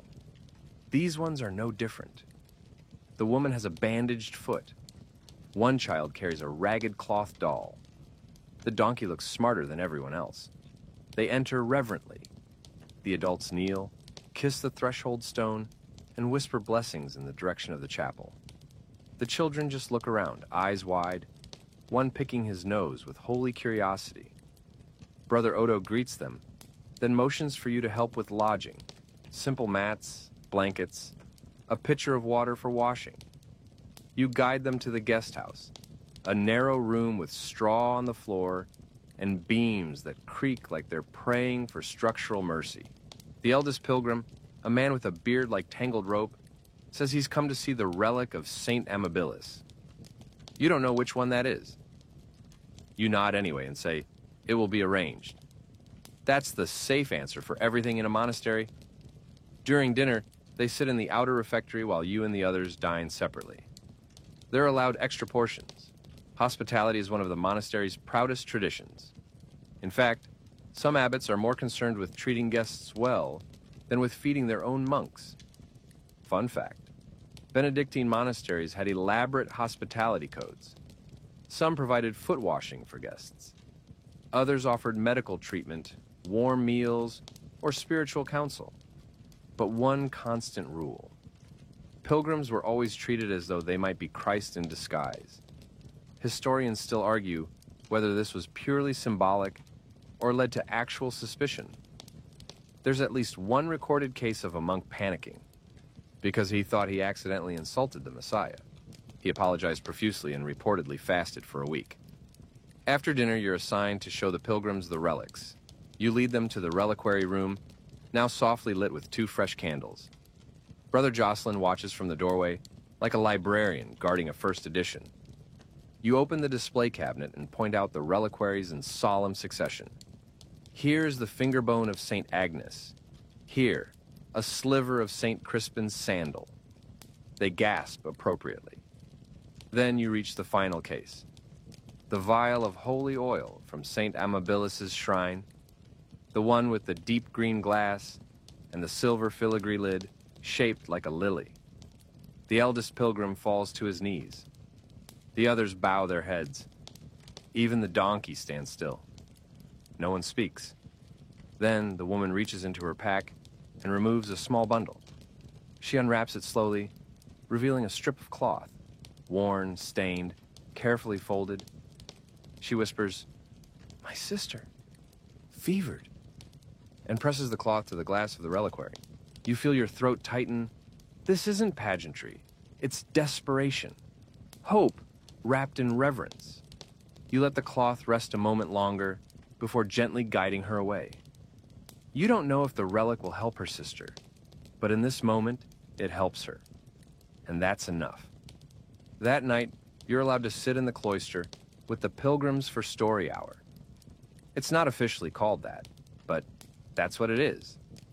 The monks let their guests speak, and in return, offer tales of saints, miracles, and monastic oddities. One tells of a man who lived for 7 years on nothing but communion wafers. Another swears she saw St. Edmund's statue weep after a thunderstorm.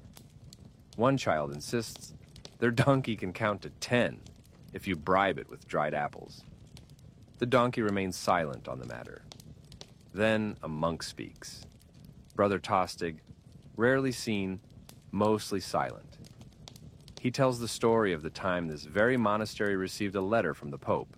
It arrived soaked, smeared, and unreadable, carried by a messenger who'd gotten caught in a river. The abbot at the time, desperate not to miss divine instruction, dried it over a candle and tried to decipher it by holding it up to the light. He read what he could, something about patience, rain, and cheese. So, for 3 years, the monastery produced enormous wheels of cheese, believing it was a divine directive. Eventually, a second letter arrived. It clarified, cease cheese production. It was a clerical error. Everyone laughs, quietly, reverently. Even monks have their bloopers. As night falls, you escort the pilgrims back to the guest house. One child hugs you without warning. You freeze, unsure of the protocol, then awkwardly pat the child on the shoulder like you're congratulating them on a pious tax refund. You return to your cell and lie in silence. The donkey brays once. You smile. In a place where routine rules everything, visitors are tiny miracles. No less holy than relics, no less powerful than prayers.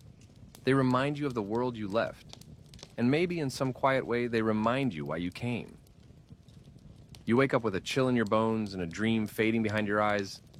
Something about candles that wouldn't go out and monks chanting underwater. You blink at the ceiling, still dimpled with last night's candle smoke, and try to remember what day it is. Then it hits you. Today is a feast day. And suddenly, the monastery feels alive. You feel it in the air when you shuffle down the corridor. The bells ring with a different cadence, like they've been polished overnight. The cook fires are already lit. The normally tight-lipped brothers have a spring in their sandals. Even Brother Jocelyn's eyebrows seem slightly more optimistic. Feast days are rare oases in the long march of monastic repetition. They mark the anniversaries of saints, church dedications, or particularly holy events, resurrections, martyrdoms, or moments where someone saw a star blink twice and deemed it significant.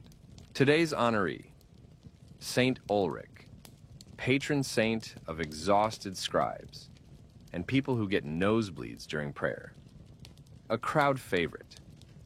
You're reassigned from your usual stone-scrubbing duties to help prepare the feast table. The refectory, normally bare and joyless, has been spruced up with fresh linens, bundles of herbs tied with twine, and, brace yourself, a real centerpiece made from late summer apples and a sprig of mint someone probably risked their soul to pluck from the abbot's personal plot. Even more shocking? Cheese. You watch Brother Osmond slice wedges of it with surgical reverence. A wheel of soft cheese from the outer cellar, fragrant and illegal on any day not sanctioned by a saint. Fun fact, monks often fasted multiple days a week, subsisting on bread, beans, and cabbage. On feast days, however, they went big. Cheese, fresh bread, stewed fruits, even fish. A real party, assuming your definition of party includes minimal talking and lots of chewing. Historians still argue whether feast days were genuine celebrations or just brief windows of caloric mercy. Some believe they represented joyful breaks in the devotional grind. Others suspect the monks saw them as liturgical cheat days and immediately felt bad about enjoying them. You carry platters into the refectory. Brother Ethelred follows, holding a jug of watered wine with a seriousness that implies divine fermentation. When the bell rings, everyone files in, robes brushed, eyes bright. There's still silence, but the air hums with suppressed joy. Even the monk reading aloud, usually a stern, unblinking figure, is now reciting a tale of St. Ulrich, healing a man who accidentally swallowed a coin during prayer. Ulrich simply said, "Amen," and the coin jumped from the man's mouth. Classic Ulrich. You eat slowly. You savor. You actually taste the bread today. Warm, soft, with a crust that crunches like gratitude. Even the cabbage seems less judgmental. There's no dessert, of course. Monks don't do dessert. But there's a tiny dish of preserved plums at the end, and for a moment, you forget about straw beds, cold water, and knees that creak like chapel doors. After the meal, you're sent to the music room. Not for punishment.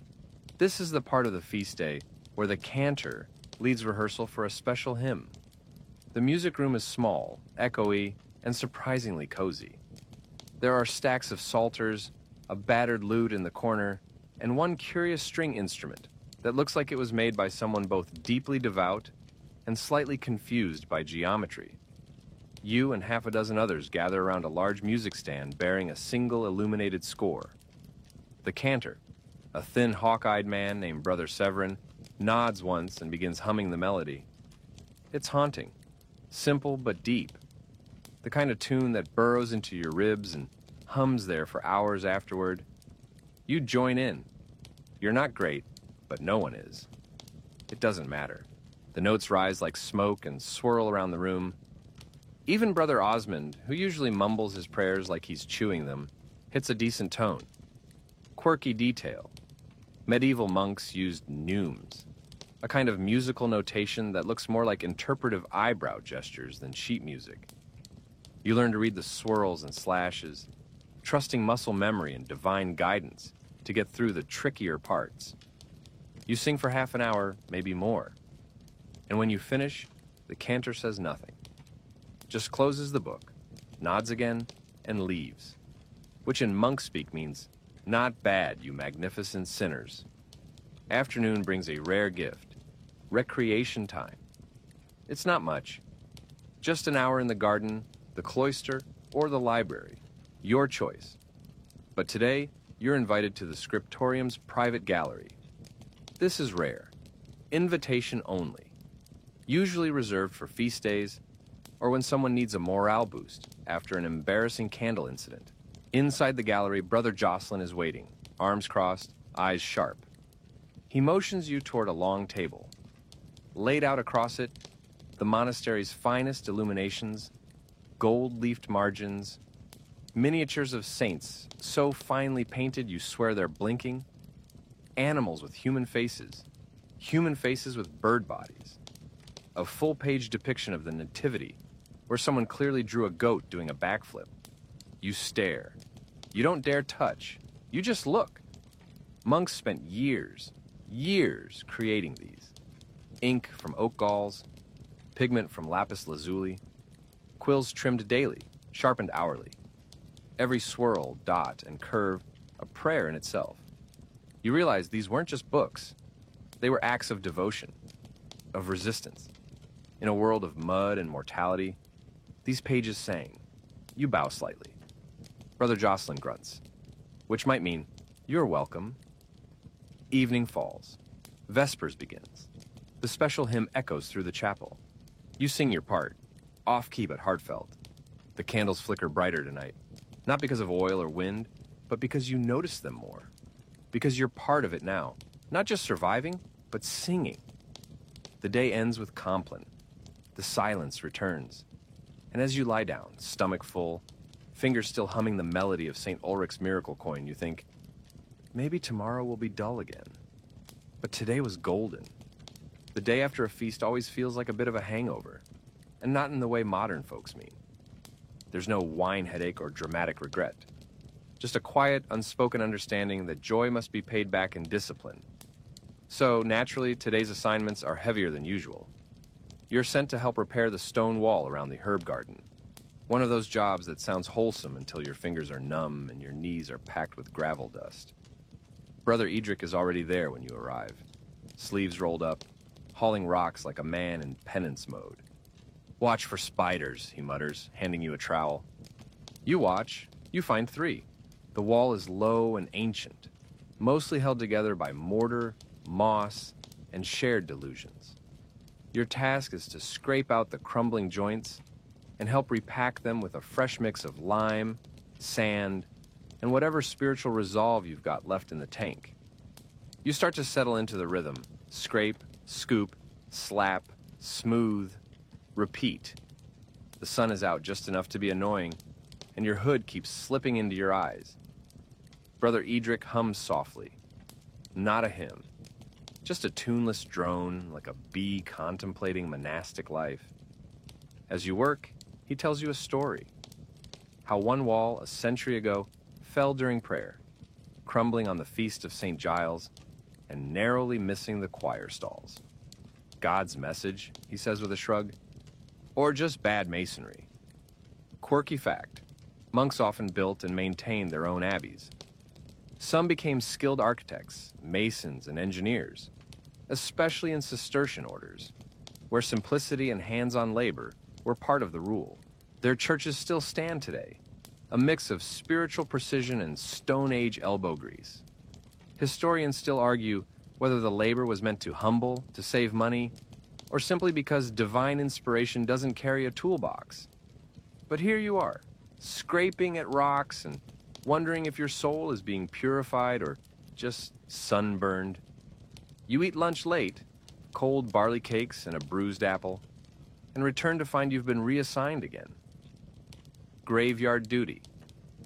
Not because someone has died, thankfully, but because the moss has overtaken the headstones, and someone needs to clean them.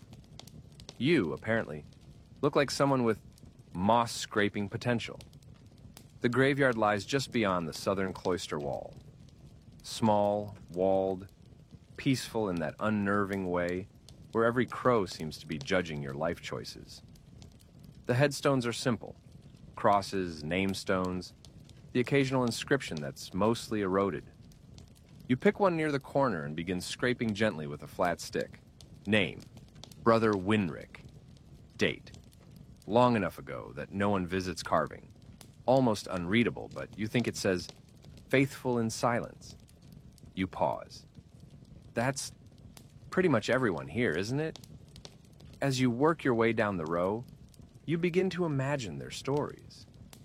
The monk who copied a Bible and went blind, the one who refused to eat anything but lentils, the one who slept through matins for 3 years, and no one noticed until he started snoring in Latin. Then, you reach a newer grave, freshly marked, covered in stones and rosemary. Brother Theobald.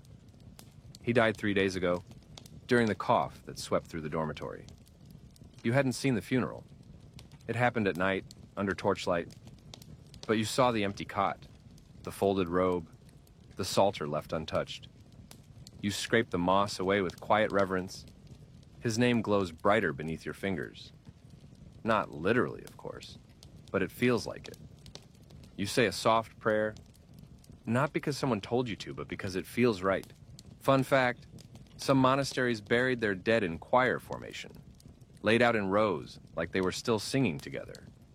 Others planted herbs, rosemary for remembrance, thyme for courage, at each grave to keep the air fragrant and symbolic. You wonder if Brother Theobald ever really liked rosemary. Later that evening, you're given an hour of reading in the cloister. The psalter is well worn, the ink smudged from centuries of fingers. You trace a verse you've seen 100 times before, but it hits differently today. Even though I walk through the valley of the shadow. You pause. There's a chill rising off the stone floor. You pull your robe tighter and keep reading. A bell rings. Vespers. You file into the chapel. The candles are already lit, casting long shadows against the stone. Tonight's chanting is slower, more subdued. A funeral psalm, maybe for Theobald, maybe for someone who died here a century ago. Doesn't matter. The rhythm holds all of them. Afterward, Brother Severin motions you toward the back of the chapel. There, on a small stone shelf, is a reliquary you've never noticed before. Small, plain. Wood, not silver. Carved with a cross, nothing more. Inside, the worn sandals of the founding abbot. You stare at them. The straps are cracked. The soles are worn smooth. They smell faintly of beeswax and somehow pilgrimage. People think relics must be bones, Severin says quietly. But sometimes, it's just the part that bore the journey. You nod. Then he walks away. And you just stay, staring. Later in your cell, you lie awake again. Not from discomfort, not from cold. Just thought. You think of Theobald, of the sandals, of the silent graves, the feasts, the singing, the toil. And it hits you. This monastery isn't just made of stone.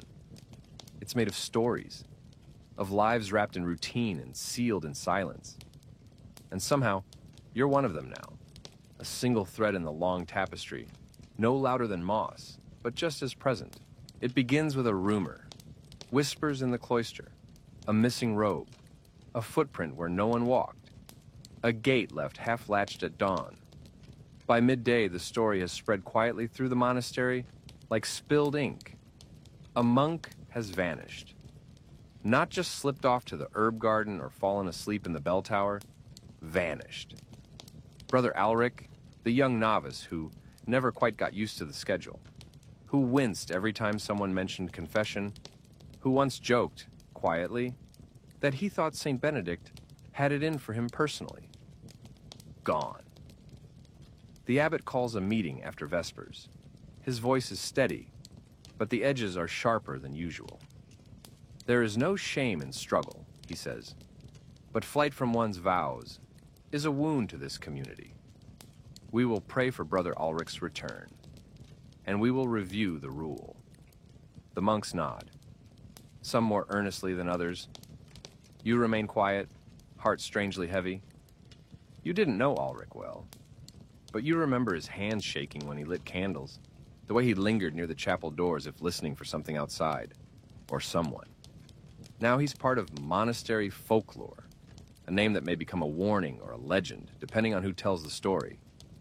After the meeting, you walk through the cloister alone. The wind has picked up. The stone walls groan softly. You notice things you hadn't before.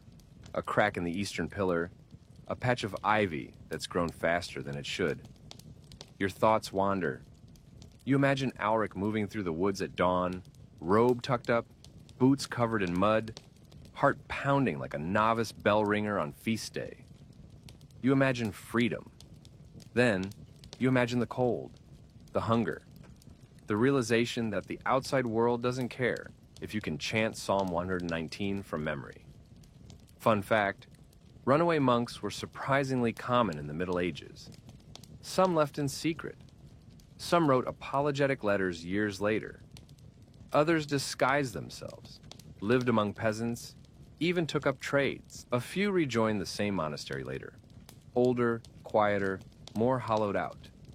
Historians still argue whether these returns were acts of penitence or pure desperation. Either way, they rarely came back the same. You return to your cell and find your blanket missing. Small inconvenience? Maybe. But you feel it. A chill in the air that wasn't there yesterday. You ask Brother Ethelred, who grunts something about laundry rotations and walks away with a look that says he definitely borrowed it. You don't complain.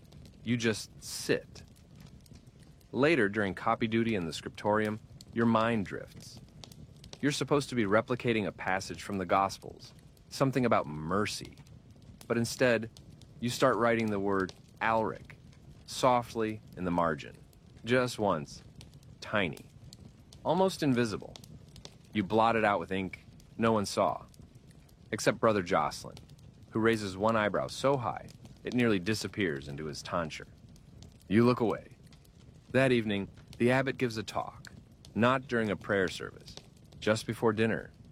He speaks about obedience, about the difficulty of keeping vows in a world that changes. He mentions wolves, literal and metaphorical. He speaks of storms that wear down even the strongest stone. But even storms pass, he says. Then he lifts a small scroll from the lectern and unrolls it. It's from another monastery.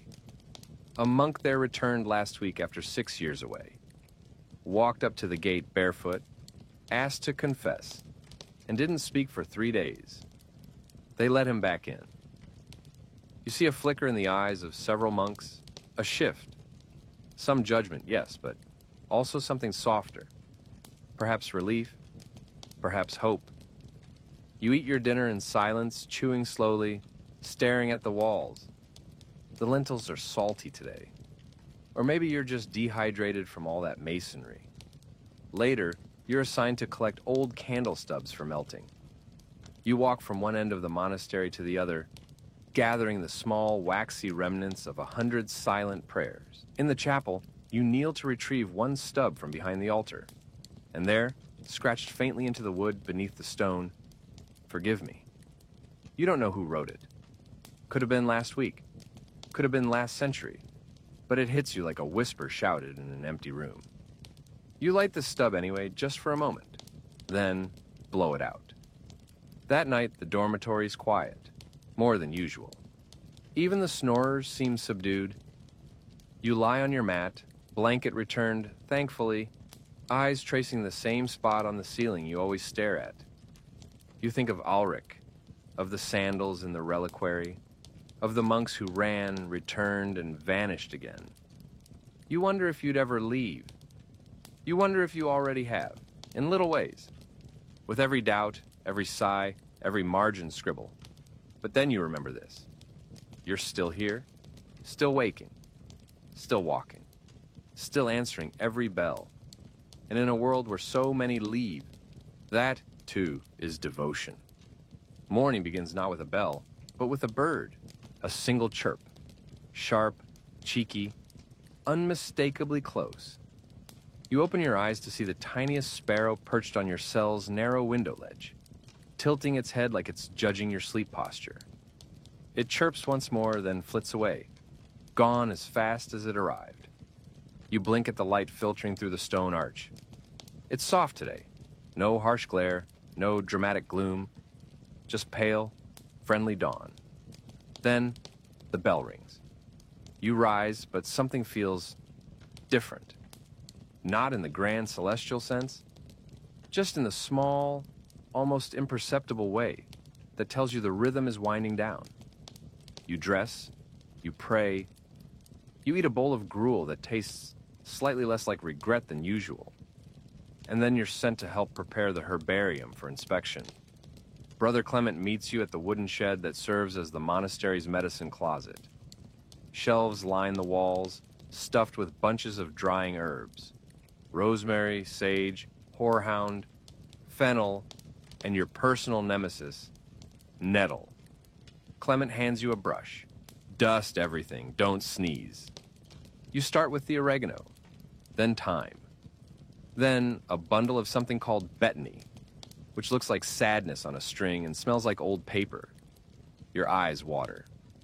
Clement hums as he grinds dried yarrow with a mortar and pestle, explaining that today, the abbot will check for order, cleanliness, and medicinal alignment. You're not sure what that last one means, but you nod solemnly and keep dusting.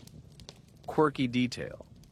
Medieval monks had recipe books filled with curious cures. Headache? Mix vinegar with crushed mint and smear it on your scalp. Cough? Try boiling onion skins in ale. Bad dreams? Hang a poppy pod from your bedpost and recite the creed backwards. Historians still argue whether these herbal concoctions truly worked or simply gave people something to do while waiting to feel better. Either way, the herbarium was one of the monastery's most prized domains, a mix of pharmacy, science lab, and aromatic rumor mill. While sorting a jar of dried chamomile, you notice a small box tucked beneath a shelf. You pull it out. Inside, 3 beeswax salves, a scrap of parchment labeled "For Night Visions," and a tiny carved figure of a bird. You blink. It looks just like the sparrow from your window. You say nothing. Just slide the box back. After the herbarium, you're sent to the outer garden, not the usual vegetable patch, but the orchard. Apples are nearly ripe, their skins mottled red and gold. Brother Wulfric is already there, leaning on a ladder with the relaxed dignity of a man who has lived through at least one monastery fire and several bad winters. He hands you a small basket. You get the low hangers. I don't bend anymore. You nod. Together in near silence, you harvest. The orchard is quiet, save for the soft rustle of trees and the occasional plop of a too-ripe apple hitting the ground. The sun is warm. Your hands fill the basket slowly. You find a rhythm. Then Wulfric speaks. Wulfric.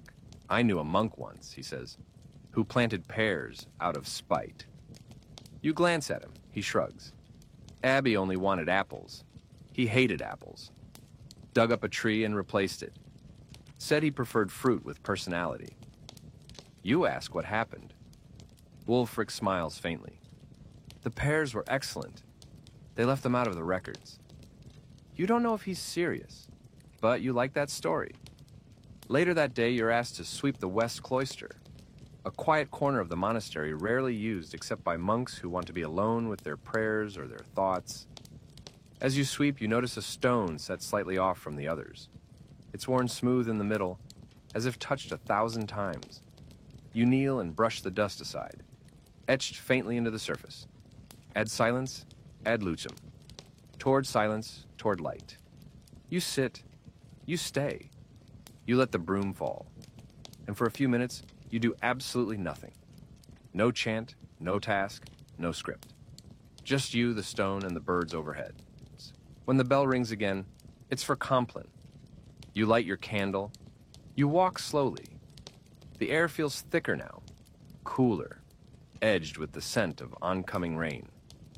In the chapel, the candles flicker like they're about to share a secret. The psalms tonight are soft. You barely chant.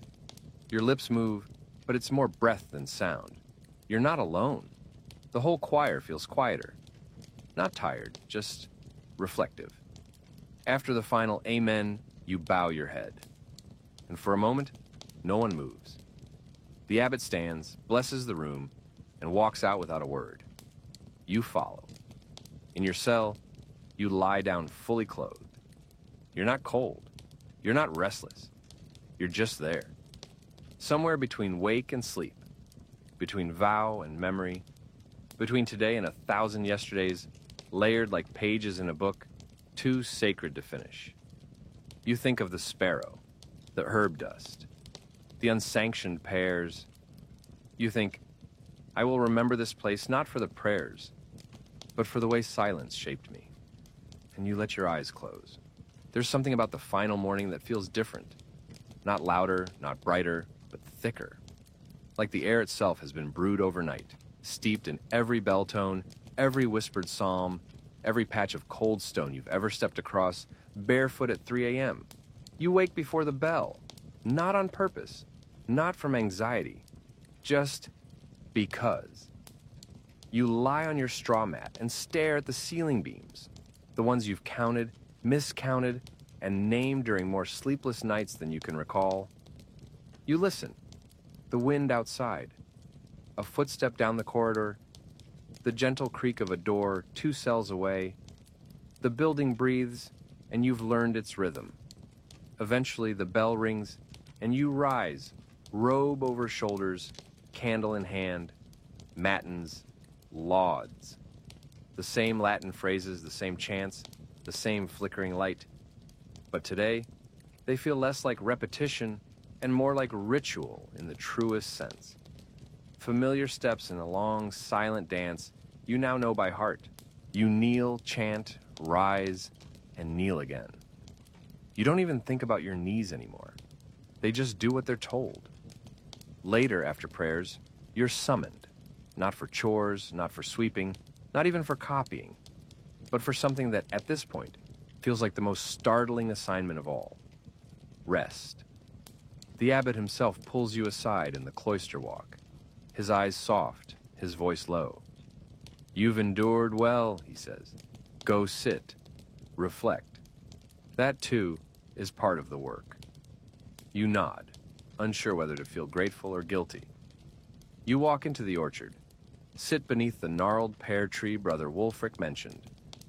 The fruit is just beginning to sweeten. Bees bumble lazily past. Somewhere nearby, a sparrow hops along a low wall, head cocked like it's got something sarcastic to say, but can't be bothered. You sit. You breathe. You remember.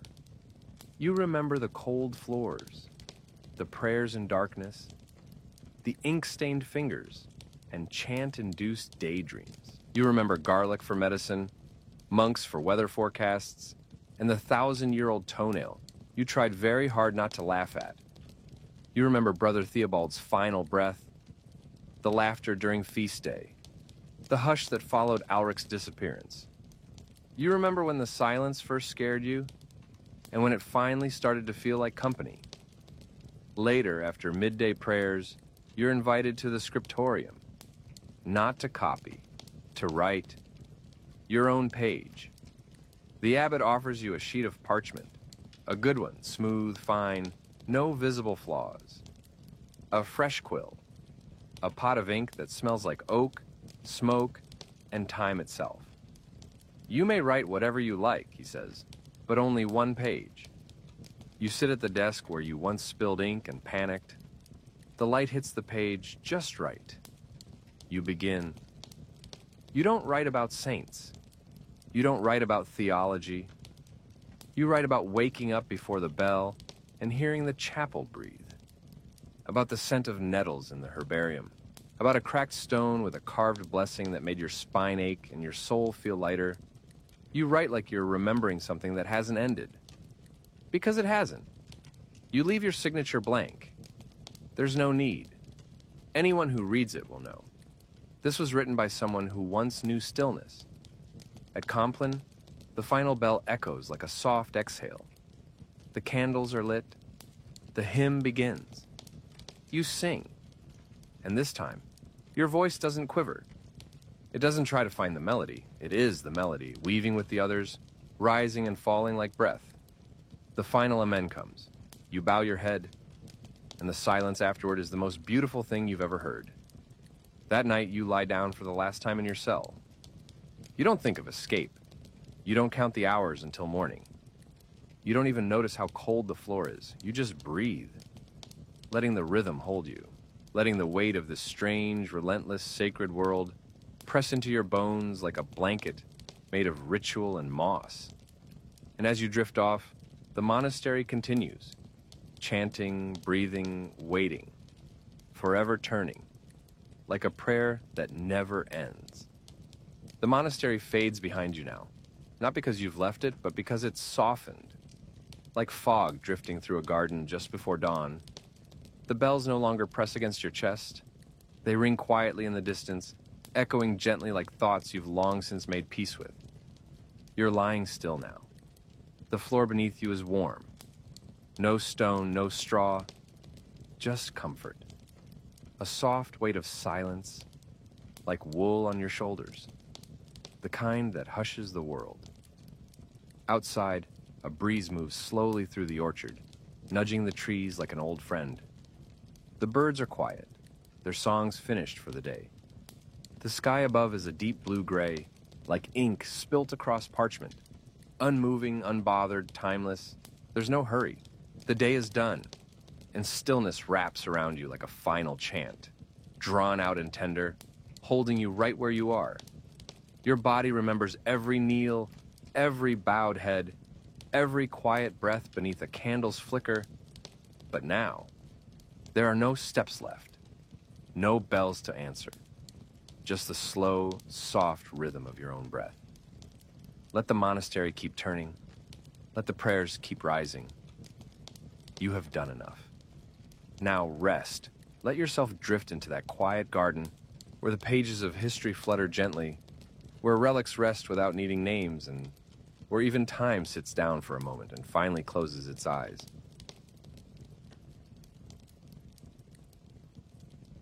Thank you so much for joining me tonight, and if you're still awake, I'd love to know you're out there. Feel free to share in the comments if you enjoy these quiet stories. I truly appreciate every word you leave behind. Until next time, good night, sleep well, and sweet, peaceful dreams to you all.